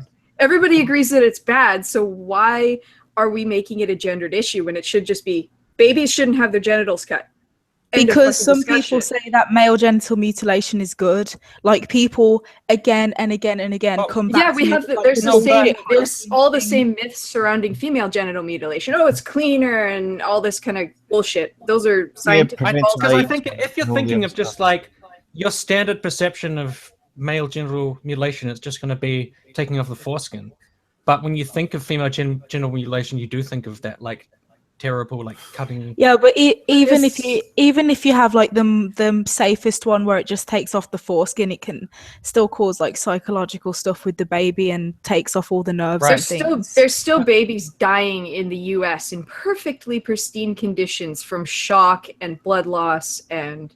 I was saying if you compare that version of circumcision to the female genital mutilation version and look at them scientifically, the female one's going to be worse. But of course, the issue is that, as Bain said, they are doing it in unsafe ways and in terrible circumstances and doing it in horrible ways. But that's not the one that generally comes to mind when you think about it. It's being promoted by the UN in Africa. Well, it could be a perception thing. Like that's not the one that pops into people's minds. They just think if that's why I would love to see when we're talking about when we talk about things like this, I'd love to see us focus on just the violation of human rights. All that the scientific jargon can come later. From an ethical standpoint, it's just fucking wrong to remove a functioning, healthy part of somebody else's body when they can't consent. Totally. Well, and let me ask you a question, Bain. When has the UN ever done anything right? Well, they're against female circumcision in Africa, but they're promoting male circumcision in Africa. Yeah. But do they have some, like, I don't know, dodgy or not scientific basis for that? Yeah, they think it reduces HIV. Yeah. When in fact the opposite is true, because circumcised men are less likely to use condoms because they think they're safer. And the study was flawed. And there's other studies in other parts of Africa which show that having a foreskin is more likely to protect you from getting AIDS. So it's like I said, there was all the same myths surrounding female genital mutilation, that it prevents disease, that it's cleaner, and society worked very hard to dispel those myths, but they conveniently ignored little boys right alongside little girls having their genitals mutilated. Yeah, there's a study from Africa which says that female circumcision also prevents AIDS, but for some reason that's never championed. Well, and there's women in Africa in the West, in America, we mostly do circumcise boys, so it's not going to be shocking to us. Well, I think the wider implication is the justification that people can put into doing that sort of harm to children. That's exactly it. Boys or girls. Newborns. Newborn babies within days of birth. Like if we ignore have a religious backing for it, it's fine. Yeah. Women too? It's just what they believe. Leave them alone. Oh, I'm gonna cry. Well, but there's a level of justification that seems to go into doing basically from bad to horrific things to other people, just because, religious reasons or whatever. I don't care. It's a justification for doing horrific things to other people. Yeah, that's how I'd love to see more topics discussed and less. But this gender has it worse, so we can conveniently ignore the other gender for a while because they need more help. I don't know why, but I just randomly thought about like when people put their children into like talent shows and like beauty contests and stuff. Oh God, the women that get their little girls waxed. Oh God. Oh Jesus. That's just another. Yeah. That's like kind of another form of child abuse, really. It is. Yeah. So you're sexualizing your 6-year-old daughter, like. Yeah. So should we get back onto the masculinity thing? Well, in a roundabout way, we're still kind of talking about it because trying to make your child into like a beauty queen. Exactly, and when you start a little boy off in a world that actually causes him some severe physical harm right off the bat, it does cause post-traumatic stress. It does cause mental issues later in life. Like a lot of circumcised boys won't breastfeed, for example. Yeah, there's studies that show that they're less likely to form a connection with their mother So you have to wonder if that plays into, males being more violent or aggressive or something like that later in life. It's a possibility. Yes, it does actually. Mm. I mean, here's the thing. Gender roles aside, what is everybody's problem? I don't mean everybody here. I just mean in general. What's everybody's problem with actually, trying to raise the healthiest children that they can, so they won't turn out with this hyper toxic warp drive masculinity or what the hell ever. Well, Yeah, they children think should that's be given healthy. as much choices as possible when they're young. They should be allowed to pick their own toys, pick their own clothes. Like, forcing your child to do what you think is genderly correct for them is kind of bullshit. Just because even if they're abnormal, like, just let them do what they want. I think you should Just don't put be them on hormones. accepting of your kids as you possibly can. Exactly. So, I was if an my kid abnormal came to me and was like, "I'm gay," I'd be Well, like, I think "Awesome! Let's I think go a lot of celebrate." I actually think a lot of that has to do with modern parental laziness. That they're more easily talked into putting their children on Ritalin because it would be easier than them actually getting off their damn ass off the couch and parenting. Yeah. It's much easier to just go out and buy like 10 pink dresses than spend 3 hours letting your little girl pick shirts that she wants. So yeah, I Like think whatever- laziness is whatever. part of it. I'm like, I'm gonna do heroin. Like, yeah. No, maybe not so much that. I think children are trying to find an identity, right? So if we have gender trending towards two ends, then aren't they, in a sense, forced into those gender roles because they're trying to find an identity and maybe go along with what's the normal or what's most common? I think everybody grows out of that desire to be normal at some point in their lives. Most people do, unless they're really insecure. So I'm talking about maybe, I don't know, teenagers or something going through that phase where they're trying to find their own identity, and I think maybe they'll lean towards one or the other to try to fit into a group. I think. I was in a pretty drastic change in high school because I went from being like the preppy little girl to a weird fucking goth kid. I think we all do that. Well, it's trying to find where you fit into the world, and I think that's natural, but people have put it into such a damn overdrive anymore that nobody knows where the hell they fit in anymore.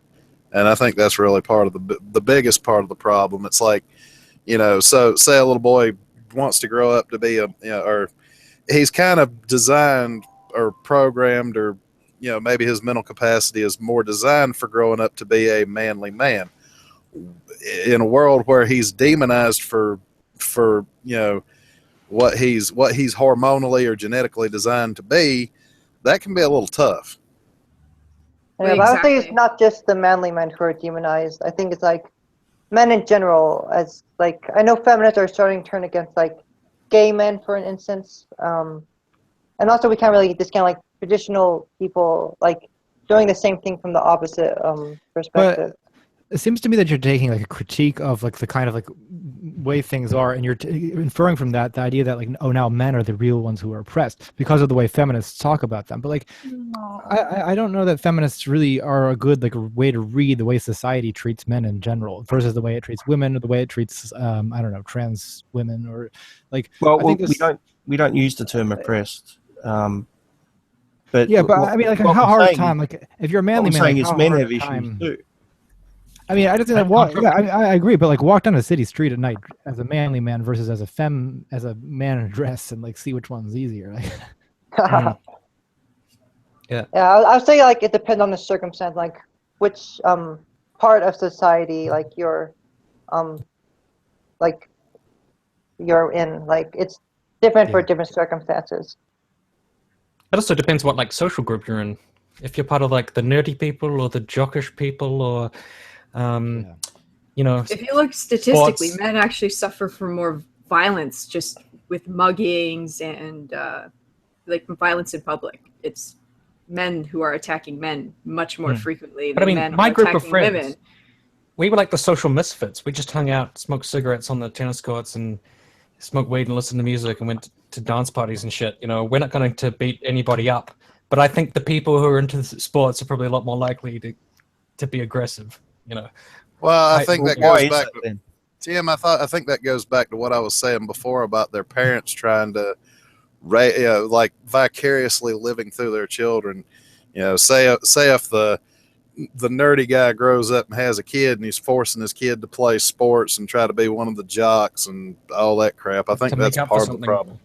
Yeah, Yeah, I think Well, all 'cause, yeah, parents but- have like a rather selfish desire sometimes when they're having children. It's to, I would like a little clone of myself, Yeah. or I would like to Or- live vicariously through my child. They're going to be One of them everything did. I couldn't. Yeah, Well, the exactly. most mysterious argument to me in favor of male circumcision is the "I want my son's penis to be like mine" argument. Yeah. Which is Or how about the really hard for me how to about the understand. how about the mothers that are like, I sexually prefer a circumcised penis? That's so fucked up. Oh, really goddamn is. good. Yeah. Therefore, my son's penis must be catered to my wildest desires. Because That's right. Yeah. No, it's, humans are such fucked up creatures, aren't they? We really hard. I've had enough of them. Can we just get rid of them all? Yeah. Purge. Start again. That's it. We need to scratch it all off and start over. We need a flood. We did. Can someone build an ark? Okay, Jesus, come on. Well, People no, are making in the chat making fun of me, saying that it'd be great that my son was gay. This guy, let's go shopping. Actually, No, I I'm hate not to say it. shopping. If I had a son that told me he was gay, then I would have gone the same route as that one old joke that I like, where the kid comes out to his mom and she doesn't even react. He's just standing there confused, and she goes, "Does that mean you like to suck dick?" And he's like, "Well, yeah." And then she just turns around, points her finger at him, and says, "Then, young man, if I ever catch you bitching about my cooking again, you're going to be in trouble." Yeah. I prefer like the dad joke, like the kid says, like, "Hey, I'm gay." You go, "Hi, gay, I'm dad." Oh, dad jokes are the best. What did I do to this conversation? I don't You know. broke it. Fuck. You're Who terrible. invited him? Yeah, I did, unfortunately. Terrible. Yeah. Well, but that's just it. I mean, on Twitter and everywhere else, I get condescended to and shamed by feminists just because I go through life. I just don't give a crap. I'm a manly man, and that's the end of it. I don't try to control anybody else's life or perceptions, and I just do my own thing. And yet somehow that's horrible, toxic masculinity. It's like, go fuck yourself. Well, that's I the think- problem with the term toxic masculinity. I'm willing to admit that there are negative aspects of masculinity, just as there are negative aspects of femininity. But it seems that more often than not, toxic masculinity is just thrown around as a blanket term to describe anything that's masculine or all masculinity. But I think that's it being used incorrectly. Like toxic masculinity would be like, yeah, you know, I'm a manly man, and that's whatever. And then your son comes to you, or you have a child, and then they're not that manly, and then you treat them like shit because they're not manly. You know, I think that's the toxic part when you're like trying to put it onto someone else. Yeah, I would No, agree. Tim, that's a parent who can't deal with the cards they've been dealt. You know, one of the things to me about masculinity is being able to to play the hand you're dealt and not get your ass bent out of shape over, okay, your son's gay, that means you won't never have any grandkids out of his ass. Too bad, so sad. That's the card you got dealt. Right. But I think a lot of like, it's a complete generalization. A lot of men can't deal with that. They're like, you know, they would have a big issue with that, and then they'd shame the fuck out of their own kid. And I think like that's a big problem. Is there toxic femininity as well? If so, what is it? Toxic femininity. We literally just had this conversation on the other chat that I was on with men's rights activists. But Contra's the expert. I'm not the expert, but I think that like toxic masculinity, really, if you understand it right, and maybe some feminists don't, it doesn't mean having a beard. It doesn't mean having a low voice. It doesn't mean masculinity. It means like maybe a kind of ideal of masculinity that makes men kind of feel like they need to only express emotion through aggression, or they need to not express vulnerability ever, or they need to sort of prove their own masculinity to each other by, say, mistreating women or by acting out in an aggressive kind of way. Like, that's really what's being picked out by the phrase toxic masculinity. It's something to do with looking like a lumberjack. Would you say that an easy definition is like masculinity going too far? Well, it's maybe not even that. It's just like a certain part of masculinity, that sort of like insecure part of masculinity that needs to prove itself by sort of violence, reject, the idea that you need to constantly be proving that you're not gay, or that you need to sort of disdain homosexuals and women or even like children in order to like yeah, but we hear things like competitiveness being classed as toxic masculinity. Yeah, well, that can go too far. Well, that depends how it plays itself out. Yeah. I mean, you can take the toxic masculinity idea too far. If you get to the point where you think that even competitive sports are toxic, well, now you've gone into like indefensible, like hippie territory. But I'm reading a book called Masculinity, which is about rape that occurred in a lot of like rape that occurred from this football team, basically. Like, heaps of the members of that football team committed acts of rape. And then I don't know if there's some connection between just the environment that like they've fostered in that team, and how it's leading to actual abuses and situations like this. But I would see that as an example of, like, if not toxic masculinity, like hyper masculinity, they're expressing themselves through sexual conquest. Counterpart. Well, do you have an example? I don't know. I'm asking. I'm just wondering. Because you probably is. You said before that Paul Elam is often critical of women. Well, is it not possible that he's criticizing toxic femininity, the negative aspects of femininity? Well, no, I'd have to look up his misogynistic quotes, but he said a bunch of shit, which sounds pretty off. I don't have it on hand right now, but like some of the things he said just sound hateful against women and offensive. Wait, I gotta Google this shit. Misogyny. Yeah, and there probably are some quotes that could be seen that way, but I think often any criticism of aspects of femininity is seen as an attack on all women, whereas it's perfectly okay to criticize aspects of masculinity or masculinity in general. And I think that's an incredibly huge double standard. Well, for example, here I don't know if this quote, but he's saying that some women are begging to get raped. I mean, for example, like, we want to read the whole article in context, and I have criticized that article before, but I think his message was basically, if you go out and get blind drunk where you can barely stand, it shouldn't be surprising if you end up getting raped. Not that you should, but you put yourself in a vulnerable. You put yourself in a vulnerable situation, raped, which is like very contradictory, because then it wouldn't be rape; it would be consensual if they really wanted it. So it doesn't make sense. But I mean, if I got blind drunk and walked home at 3 a.m, I increase my chances of getting mugged or whatever, right? Hit by a car from wandering into traffic. Yeah. Are you demanding to be mugged? No, but I mean, I think you have to be aware of your own safety to some extent. You should be responsible for your own safety. Of course, everyone thinks that you should be responsible. But when someone gets raped and then everyone's response is, well, where were you? What were you wearing? It kind of seems like they think that's not the general response to that. Yeah, but it's sometimes the response that people get.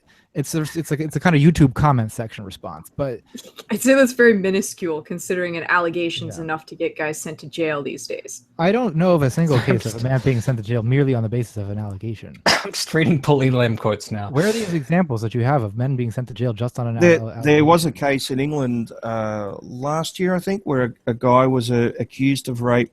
He spent, I think, 3-4 months in jail while the police investigated. It turned out that the woman in question was a lawyer. She failed her exam. She used a false rape case to get out of the to be able to redo her exam. She said, "I I failed because I was recently raped or something. And she accused this guy who was actually miles away working in his job at the time. So he eventually cleared himself, but in the meantime, he was locked up in jail because of false allegation. I mean, it's terrible when that happens. It can happen with any crime, of course, that someone can be accused falsely. But I think the notion that simply an accusation is enough is just nonsense, especially if you consider many high-profile cases like Bill Cosby, who's been accused by 50 or 60 women, and he'll likely never see a day in jail. Yeah, I would say it's not an accusation for jail, but like in college campuses, for example, like a lot of like men and boys have been expelled on the basis of an accusation. Well, and and it's like, so what happened to due process? You don't need any kind of proof that somebody did something. I know if, yeah, I mean, how would you guys feel if somebody said, well, yeah, Tim stole your laptop computer out of your truck, and then I just whoop his ass, then go back to my truck, and there my computer sits. Well, I just whooped his ass for nothing. Well, yeah, I mean, it's a good reason why we have due process, and we should not get rid of it. But what if I'm armed? I think that, you know, it is something I think is a problem, especially in some like universities where kind of like rumor and hearsay becomes kind of actual judgment, you know, and that's a serious problem. It's not just that.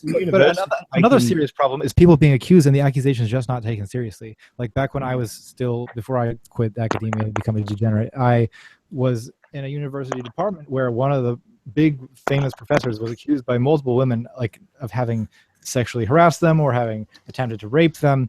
And the university, you know, had very good evidence that he had gotten a 19-year-old girl drunk, taken her back to his apartment, and then kind of like not quite raped her, but like groped her. And they said like, well, no promotion for you, no raise for you next year. And they kind of said case closed. So why is it though? Did they not want the bad publicity? It was just simply they just.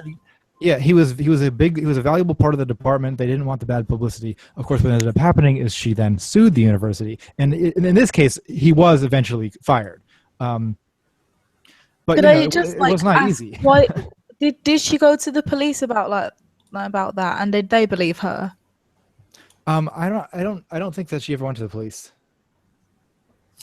There's a very interesting documentary in Israel about false rape accusations at the moment because it's gone crazy over there.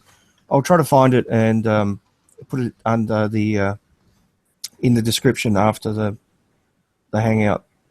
There's another one called The Hunting Ground, which was pretty interesting, which is about just rape on college campuses. Well, and one of the things that bothers me though, it kind of along that vein. I'm trying not to get too off topic here with it, but where part of the rape culture thing that bothers me is, okay, so yeah, it's toxic masculinity for men to think that their entire world should revolve around getting laid, and yet that's the first shaming tactic feminists go for is, oh, well, I bet you just can't get laid, and blah blah blah blah blah. And it's like, well, isn't that reinforcing the problem that you're bitching about? It is. It seems to go both ways. Who are, I mean, there's a lot of individual feminists who are just petty people like everyone else. You know. I get accused of having like low testosterone, not being able to get laid. Like, I mean, my comment section is filled with just so much ridiculous shit. Yeah, both sides tend to do it, and I've called out both sides for doing sex shaming before.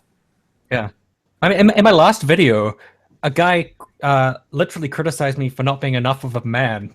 That was the criticism. He was like, this video was okay, but you're just not enough of a man. And I was like, oh. All right, well, I'll try to be more of a man next time and then make another video, I guess. We tend to get that sex shaming in the media. There are articles about us which claim that we're just MRAs because we can't get laid. Right, well, that's... So it's not the comment section of a YouTube video. It's the fucking media saying that about us. Yeah. Well, I think, but the thing about YouTube is it just gathers the scum like a bucket. Well, look at us. We're here. No offense to everyone in the fucking comment section. I'm not talking about you guys. Tim, let me explain the problem with the internet. The internet hasn't changed the number of assholes on the planet. It's just made it where you can see them easier. Yep. Except the commenters on this video who are all wonderful people. Oh no! Well, it is my No, channel. don't lie to these people. There's assholes in the crowd here too. Here's something you do. I mean, here's something you see. You see this like Lacey Green raped me thing, or someone says Contra raped me, or Bill Gates raped me. I mean, see, this joke is like supposed to prove that like anyone can accuse someone of rape, but what it in fact proves is that no one actually takes these accusations seriously. True. So you guys should stop that because you're not helping. Yeah, but silence.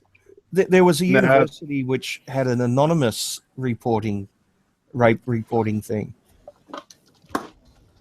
at one point. It was spammed by people trying to shut it down, because that to me is crazy, that someone can just leave an anonymous accusation and not even put their name to it, and the person will be called in and raked over the fires based on absolutely no evidence.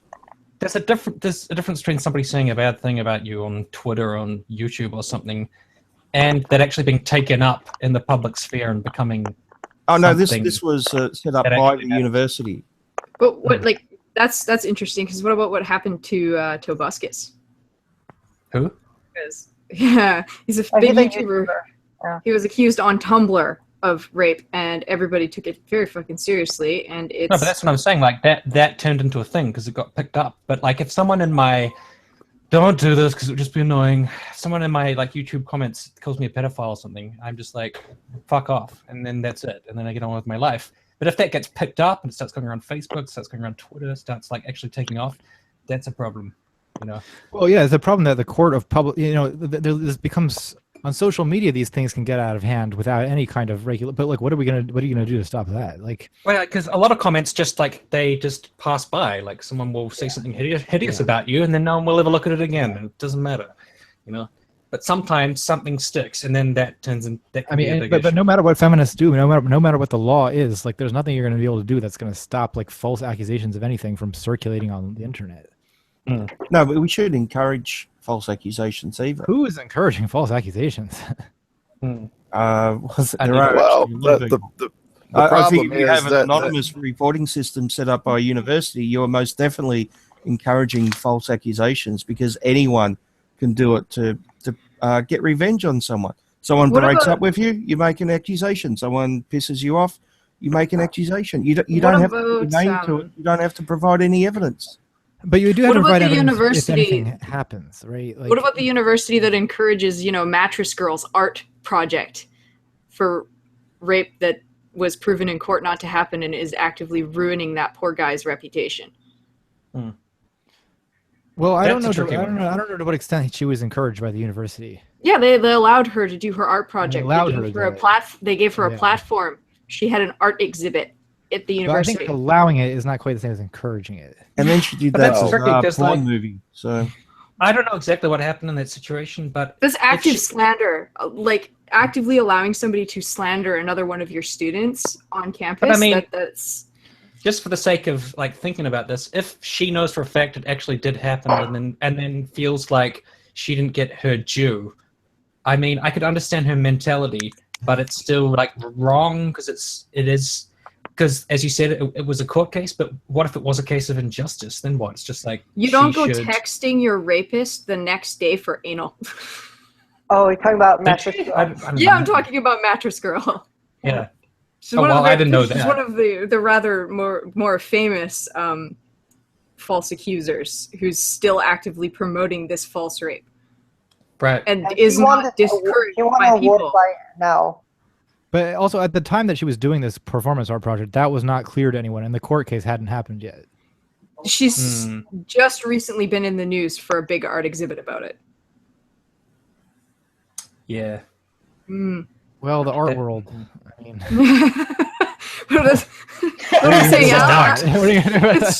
allegations, they carry a lot of weight. And to say that women are disbelieved is demonstrably untrue. No, I'm having such a hard time holding my tongue because you guys brought up situation. I posted links to 2 more in the side chat. I could go and do it all day. But you could go all day about women that went by women as well. Taken seriously. Exactly. Yeah, it happens. Can we agree that both are an issue? Can we agree? Yes, that that's the thing. Only one is an issue. Only one.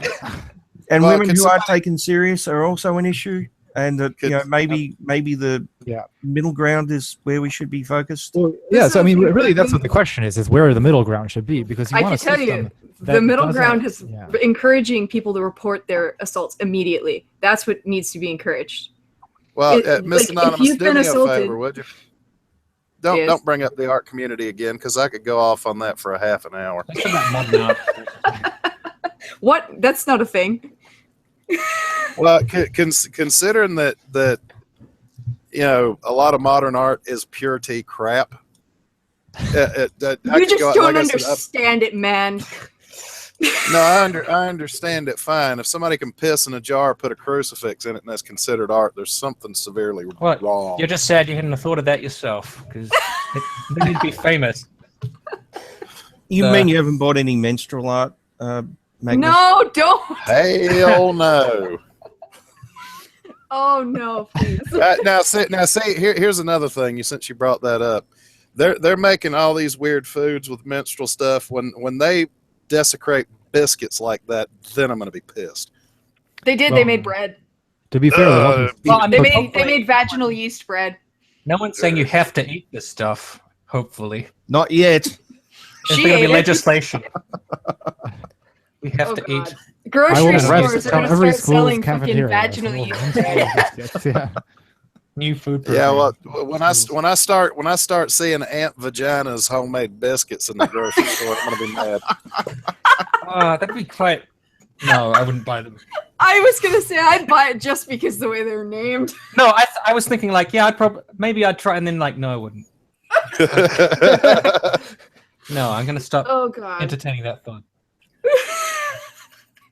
You can make some good period blood sandwiches with that. That's great. We should probably get back on topic. Yeah, let's do it. Like I was saying before I was, derailed there, is reporting your assault is very fucking important, because evidence for sexual assault is very, very hard to gather. The longer you wait, the harder it is to prove the assault. Well, and I've actually, God, I'm trying to remember the number of women I've talked to that are actively pissed off at feminists because they scared them out of reporting it right away. Exactly. That's something that drives me crazy. Oh, you're going to be disbelieved, and they're going to say, what were you wearing? What were you drinking? No. They're going to give you a rape kit, very likely, and then they're going to gather evidence. They're going to arrest the guy right away, so they can't get a story straight. Like, if the sooner you go, the better. Yep. Yeah, totally. Sexual assaults are one of the hardest crimes to prove. They're one of the hardest crimes. It must be a terrifying thing to do. After you've been through that, to go straight away. But I agree. If you want to get a conviction, that's the best thing you can do. And do you want to really make women more afraid by spreading this narrative that they're not going to be believed, when generally speaking, that's not the case? Well, I have seen feminist sites saying, and it likely won't lead to a conviction. So I understand the decision not to report. I know a lot of people. I know people who've been raped and have not reported it, and I totally get why, because they knew that they couldn't prove it. Well, it's a hard thing to prove, though, isn't it? It really is. That's one of the big problems with this whole issue, is that the evidence is scarce. I guess it's better to give yourself. I guess it's better to give yourself a chance, though, even if you think you won't be getting a conviction out of it. Yeah. Also, at that point, if this guy's raped other women and you report your rape, they're very likely to encourage other victims to come forward.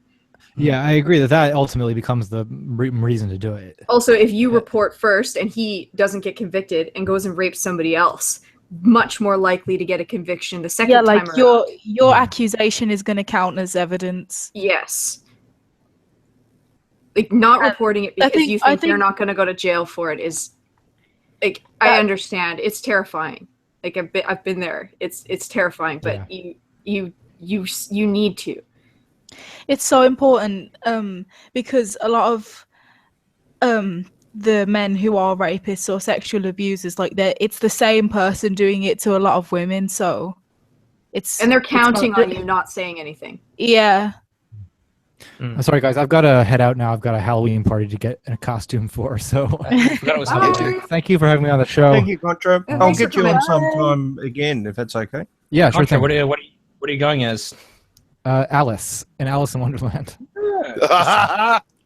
That's fantastic. Well, then get your ass off the stream and go through the looking glass already. Goddamn. That is exactly my plan.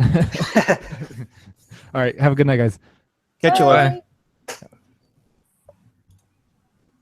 Well, we've been going 2 hours. Do you mind continuing, or just I can keep going? Let me know if you've had enough, guys. Half an hour. Yep. So should we stop in maybe half an hour then? Is that all right? Yeah, that's fine. Because I want to get something to eat around lunchtime anyway, so I think half an hour is probably good. Yeah. You're not so allowed should to we eat? should we go back to the topic? Oh God. We're not we going back to vaginal biscuits, are we? Now, talking about food. Oh God. Well, I got hungry with the talk of, was it Aunt Vagina's homemade biscuits? They should release a product line, Bean. Probably make a lot of money out of that.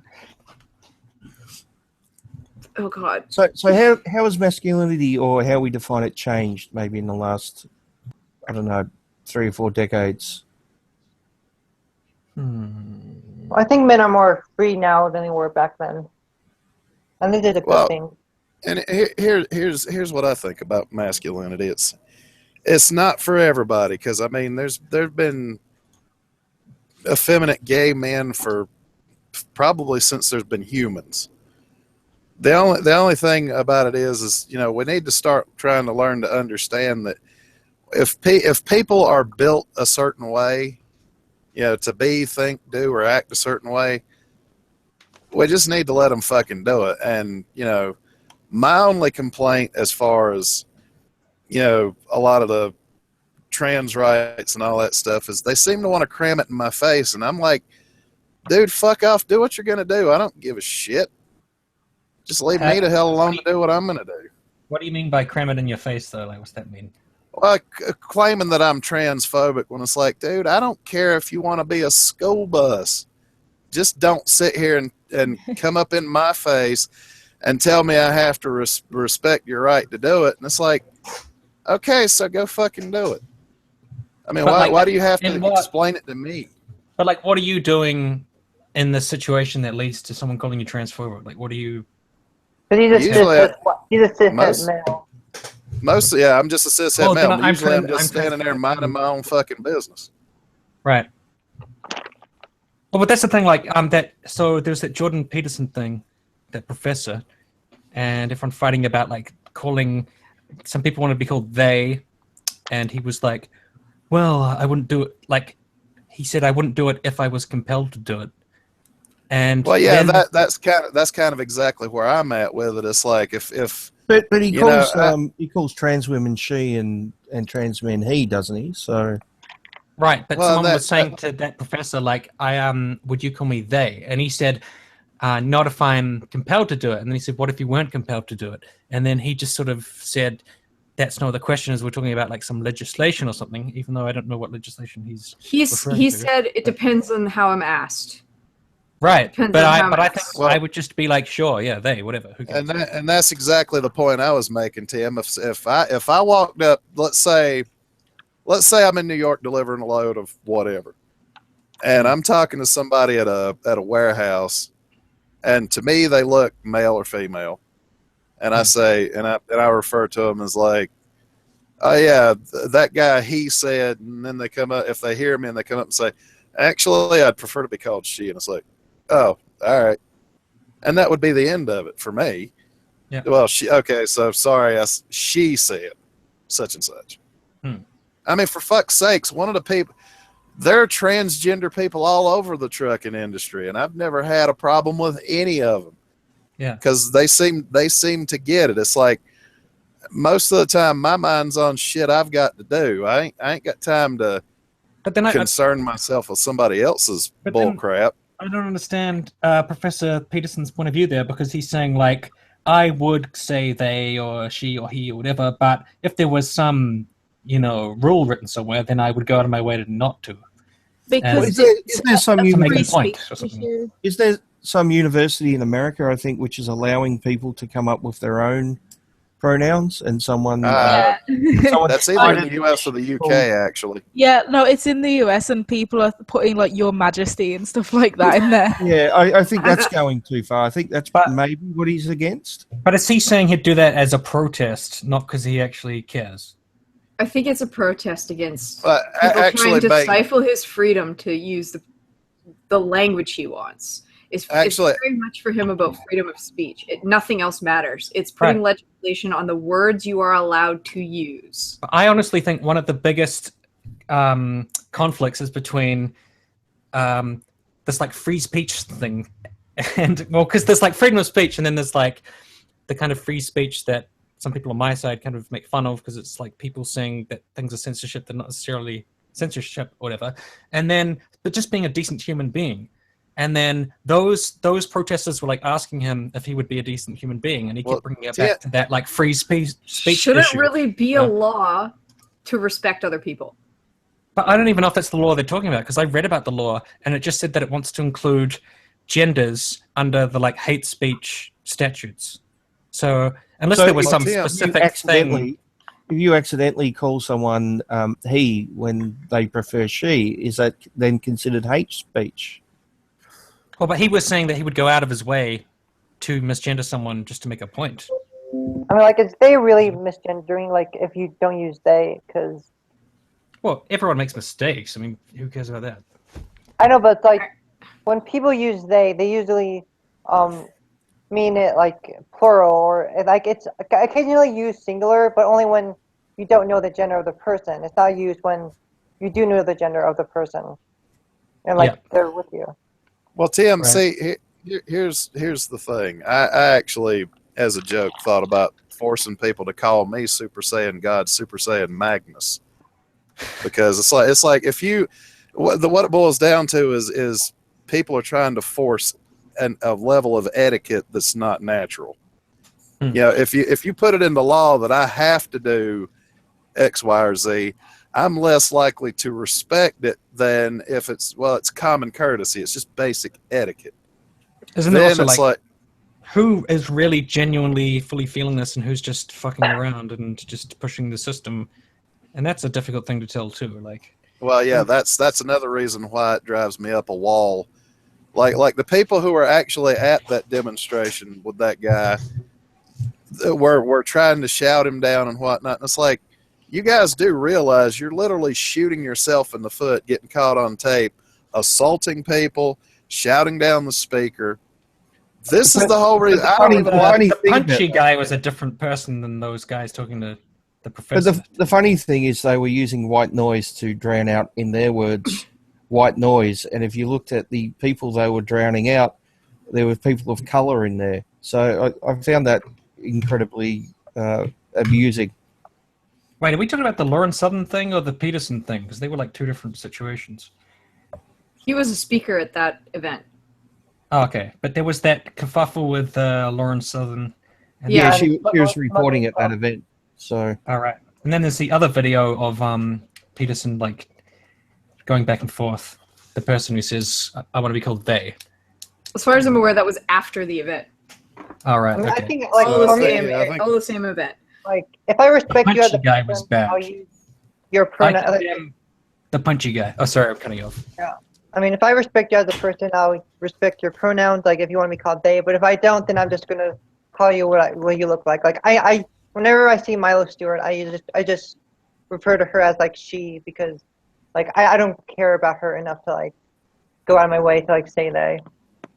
And I have a bad habit of referring to Varmint Coyote as he instead of she, because she has a goatee, and it's just weird. I find it very hard to. Varmint Coyote is not. When I'm not sure, I just say they. To be honest, like there's been a few times when I wasn't sure, so I said, I wasn't sure what they were talking about. What do they mean? Well, I put myself like I don't know, so I just say they. So. Well, Tim, I should probably bring up the fact that I have been misgendered. And you can see me plainly in my picture. People have mistaken me for a woman just for having long hair. and then I turn around like, can I help you? And they're like, oh, shit. Well, I mean, in Canada, you could take them to court. No, I don't know if you could actually. I wouldn't bother. It's like, That's the funny thing about it is, you know, somebody mistakes me for a woman, I just look at them like, you need your eyes checked, and that's the end of it. I don't care that they thought I was a woman. Right. Oh man, when I'm at work, I get mistaken for a guy from behind all the time. Well, I mean, to some people, their gender identity is not so important. They're like, yeah, but to some people, it's very important. So it just really depends who you are. To me, I'm just a male, even though I've got low testosterone and a bit beta, but I'm still a male, and whatever. It's not like, I mean, like I've got fucking short interesting. hair. I wear really big clothes to work, and I'm in a hard hat with steel toe boots. I mean, it's a mistake. Like, Yeah. I used to get really upset about it. Like, oh, And she makes sandwiches for a living too. So I do. mean, it's amazing how she dresses. All right. So you don't care when people call you a boy or something. not anymore. It used to really Yeah. bother me because I just thought I was very masculine looking, but I'm not outside of work. It's just at work I'm very much dressed like a man because you kind of have to be doing That's true. construction. Well, like, I mean that the world is full of kind of very goes different along. people, so- That kind of goes along with the unofficial construction uniform.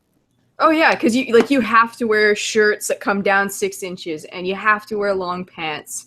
Like you're And not that's supposed to wear overly. That's more of a safety issue than anything It is, else. yeah. But like I used to be very upset if I got misgendered. It was like, oh God, do I look like a guy? But the second I'd turn around and they'd see the front of me, they go, oh my God, I'm so sorry. Yeah. So, I understand how upsetting it could be to a trans person to be misgendered. I get it, but I think a lot of people are just milking it a little bit.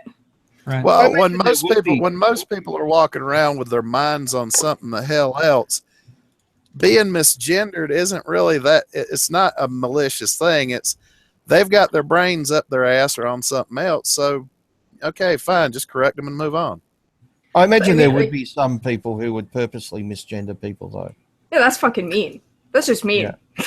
we don't Well, like I said- that. well, I should. Jordan Peterson I said should- he'd do that if he was compelled.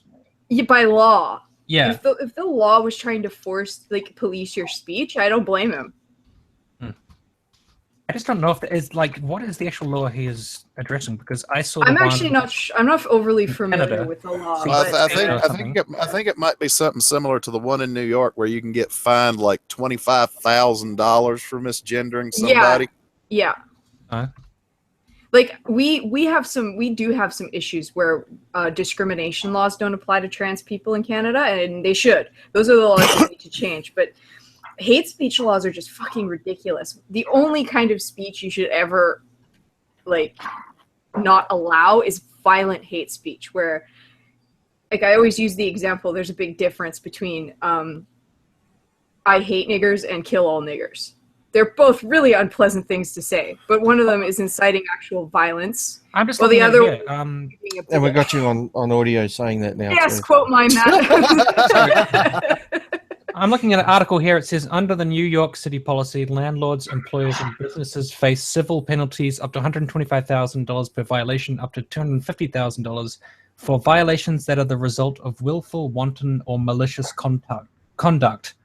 But that doesn't say misgendering. It says willful, wanton, or malicious conduct. I would have to find the article again because it actually was. I think it happened right around the beginning of the whole Caitlyn Jenner thing. Right. How would you prove someone's done it on purpose and not No, accidentally? exactly. Then Peterson is those saying are the here, problems. this has happened in New York where you can be fined $250,000 for misgendering someone. But at least based on that quote, I can't see anything about misgendering, just malicious conduct, whatever. Maybe that's a bit broad. It is. It's vague on purpose. Yeah, but I don't know if it's specifically about misgendering, so I'm just a bit confused. It includes speech. It includes malicious hate speech. So, Right. if I was going to be a big fat asshole and go up to a trans person who I know identifies as male and consistently call them she, they could fine me $25,000. All right. Well, that sounds like bullying, but I don't know if bullying is the same thing. It is. Bullying is the wrong word for it, because bullying is very. I don't think adults have bullying issues. Well, if you just went up and went, "You're a she, If you're so- a she, Yeah, you're a she, that's- you're a she," that but like is- that is- is the definition of bullying, basically. No, it's Well, it's little harassment miss- for little an mi- adult. little- hold up, Little Miss Anonymous. If you don't think adults have bullying issues, you've obviously never watched an episode of Piers Morgan. No, I have not. But that's the thing, though. As an adult, like if I'm suffering from, let's use the word bullying at work, I can go to the cops and press charges for harassment because it is harassment. You have to have power over somebody to bully them. So, as an adult, there are laws protecting me from bullying. There are laws protecting trans people from bullying. They're called harassment laws, and you can implement them in any space. Like if I'm in public and somebody comes up and constantly calls me he to piss me off on purpose and is following me around and doing it, I can go to a police officer and they'll get arrested for disturbing the peace and harassment. Right. Like bullying happens to children. Violet, Children you get want to bullied. jump in? Violet, you there? Oh yeah, I'm here. Considering you're a trans person, maybe we should listen to you for a minute. Oh, yeah, I'd be so interested. Just 1 minute. Yep. Yeah. We're timing you, so. Yeah, I think like it depends on the circumstance. Like I don't think you like obviously if someone's harassing you, then they should be punished regardless of like the reason behind it. So if they're like because constantly like misgendering you like and like are in your face about it, that's bad. But that's not necessarily the misgendering that's the problem. And like, it's the harassment, right? Yeah, but like if you're in a like workplace environment and like your employer they're not like respecting you, I guess that could be an issue that could be taken with like I don't know like workplace like abuse or something. Not maybe abuse, but just like a environment that's not like healthy for like your workplace or whatnot. I'm not sure what laws like that deals with though. Like I just actually very recently dealt with like harassment laws and stuff because I've got a disgruntled ex-employee threatening to sue me for discrimination, which is quite funny. But it basically if they can prove the malicious intent, right? So they have to go and prove that I fired them for something that falls under discrimination laws. Right now, gender identity isn't there as far as I know, which it should be. That's the law that needs to change. But harassment laws already protect everybody from harassment. Doesn't matter what they're saying to you. If somebody's harassing you, you are protected. But that's the thing is that I think Peterson was interpreting the law very liberally, very broadly. His hate speech laws, they're hate speech laws. So if he misgendered somebody by accident and did it a few times, he's got 300 or 400 students, and he forgets because when you have 300 or 400 students you see on a daily basis, you're not going to know all of them all the time. But somebody then has to interpret how the statute or the law is written as pertaining to his misgendering. So someone is going to have to like prove that that's they do have to prove that it's but do you really think it would be that hard for them especially in Canada? In Canada, no, it wouldn't be. It really wouldn't. I guess Trudeau was overseeing the case. Yeah, that's exactly what I'm saying. Like hate speech laws are ridiculous. They're ridiculous. You are already protected from harassment. And if somebody drives by you and says, fuck you, you fucking tranny, like it's terrible, but they shouldn't go to jail for being an asshole. Yeah. No, I've had them do way worse than that to me when I lived in New York. Exactly. At least what I read about the law, though, was it was just adding gender to the categories that are protected from discrimination, which included already like sex, race, I guess religion would be one. Mm-hmm. That's what I mean. Like the harassment laws and like hate crimes are totally different than hate speech. Laws are really silly. Tim, you actually have me thinking about something that I've said to people a million times because this is the one thing I can't wrap my mind around because like when I went to work, any job, nobody ever asked me about my religion or my ethnic background or none of that. And it's like, to me, it's like, unless it, how are they going to find out if you're trans or whatever, unless you actively tell them? And why would you need to? Is it relevant to the work you do? or any given situation at your job. It's like I drive a truck. Nobody gives a fuck what I do. But if people are misgendering you, you'd get annoyed and be like, "Hey, could you call me whatever?" Yeah, but that's just annoying. It's not like a life-threatening problem. It's just, dude, I'm a guy. Fuck off and leave it at that. It's like, because my job is for me to make money, to earn a living, and to to better myself. Whoever I work for, my religious status has no bearing on whether or not I can do the job. Yeah. Well, but I mean, you'd want them to be accepting of your gender and not give you grief about it, not go the fuck on about it all the goddamn time. Like, because then you'd be like, why do I get treated different than everyone else? Well, but that's the thing. In my job, it's a total meritocracy. They don't give a fuck that like I've seen plenty of transgenders that drive trucks. And it's like, the job is a total meritocracy. They don't give a fuck if you're trans. Can you get the load from point A to point B in the designated time frame and do it safely? That's exactly the way it should be. Well, and that's why the whole anti-meritocracy thing drives me up a damn wall. Is my entire job is based on my merits, and even down to whether or not I survive my own work, because this is a very dangerous job. It is a 75-foot long, 13-foot 6-inch tall vehicle that can weigh up to 40 tons. It is not something to play around with. Yeah, that's why my job is and always will be a meritocracy. Is can you do the job safely, and get the job done correctly? That's all there is to it. They don't care if you're trans. They don't care if you're a Satanist, for crying out loud. Can you do the job? Yeah. Are there any trans Satanists, just out of curiosity? I think there's a couple in my company, but I'm not totally sure. Oh, in your company. I just thought you meant in life. Oh, well, in a couple years, you'll be replaced by robot trucks. That's true. Yeah, they're already trying that, but they can't even get that right without actually having a driver to babysit the damn thing while it drives. Oh, that's only as a precaution, though, isn't it? For the time being. I think so, but you still got to get paid to sit in that truck and watch it drive. Yeah, but potentially in, I don't know, 10, 20 years, that might not be the case. Yeah, well, we'll see. I don't know how well a robot truck would do trying to drive down Vail Pass in Colorado without getting into a wreck, without somebody in there to keep an eye on it. Well, it might be possible that certain vehicles do need drivers. I think normal suburban streets with cars would be perfectly fine.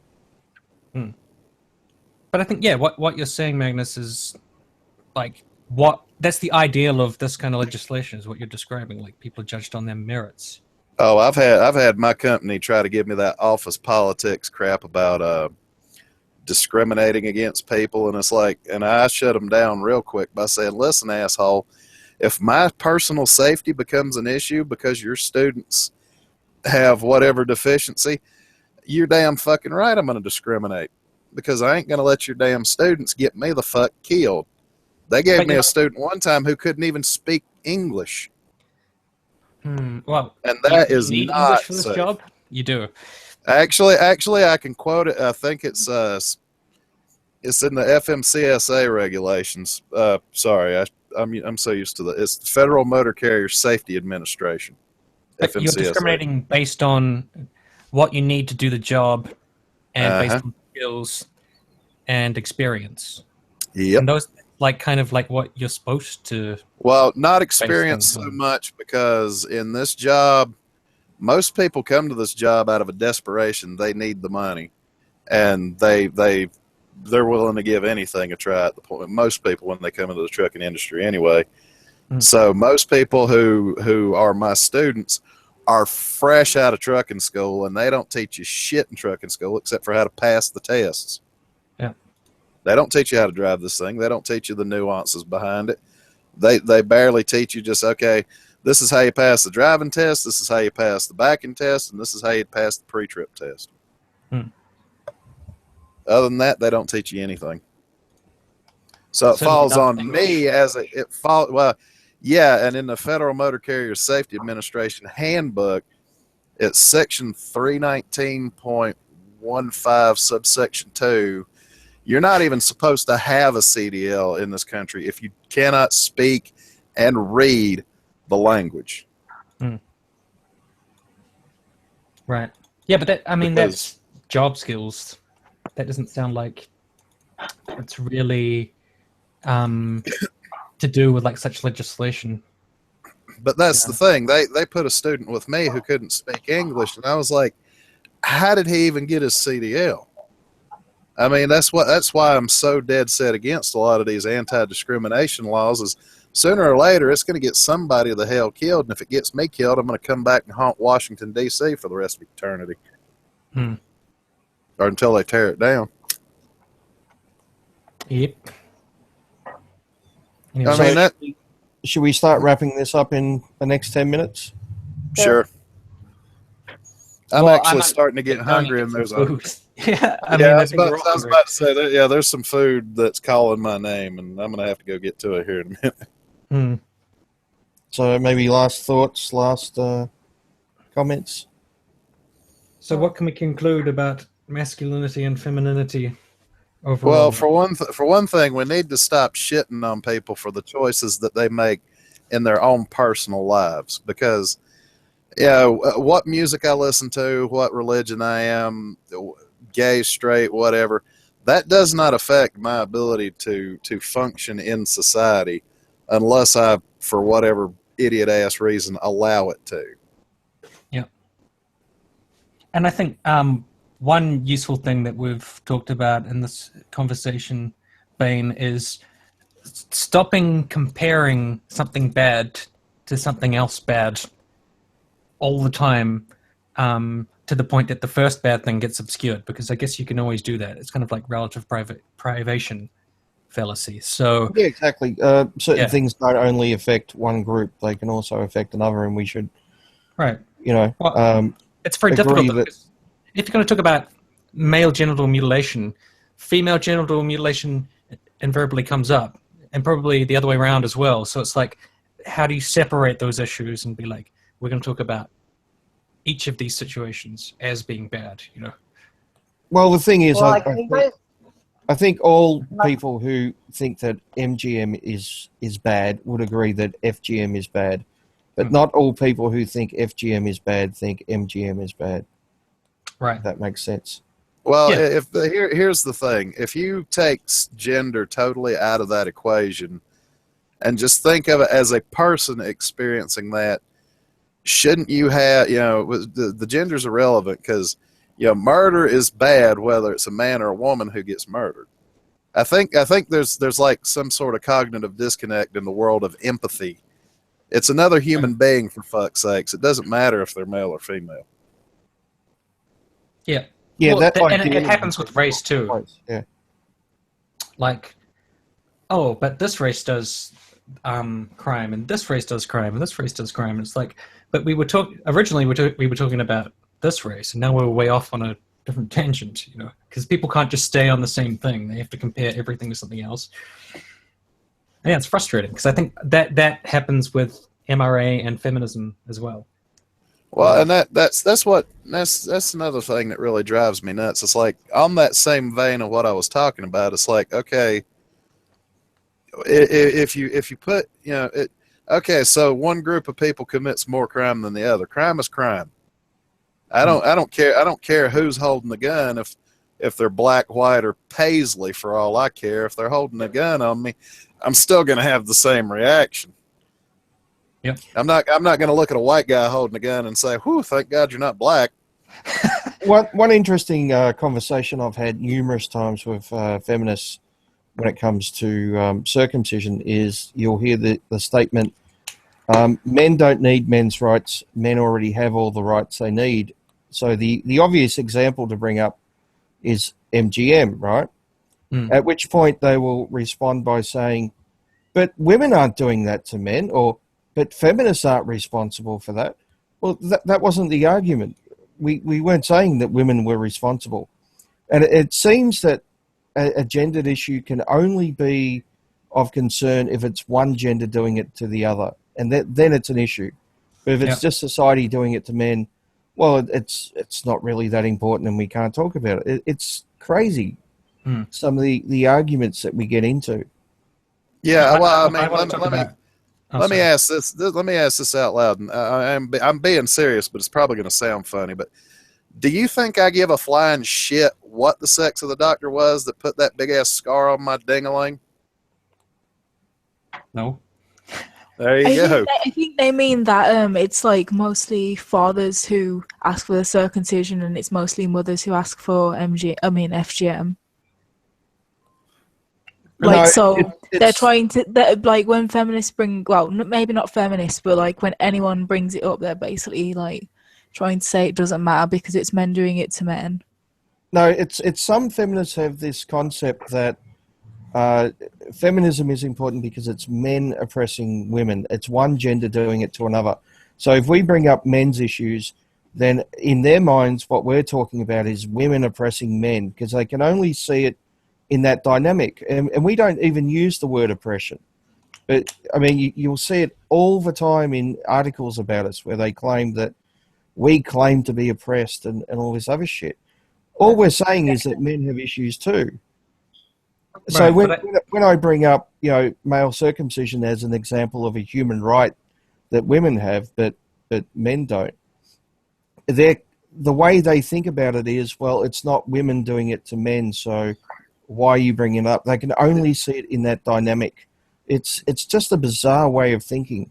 But I think sometimes the way that MRA rhetoric is phrased is just in relation to women. So it'll be like, oh, women have it easier in divorce courts, and women don't commit suicide as much, and women abuse more or just as much as men, and women, and it's always like positive in terms of like, what about women, But that's in response. Well, that provides sort of a standard.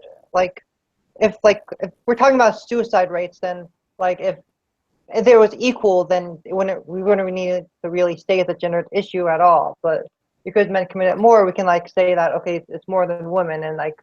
But I'm just saying, like, they don't say like, oh, men. Well, some do, but like men commit suicide a lot, and these are the statistics on men committing suicide. We've got to help men. We've got to just leaving the woman thing aside.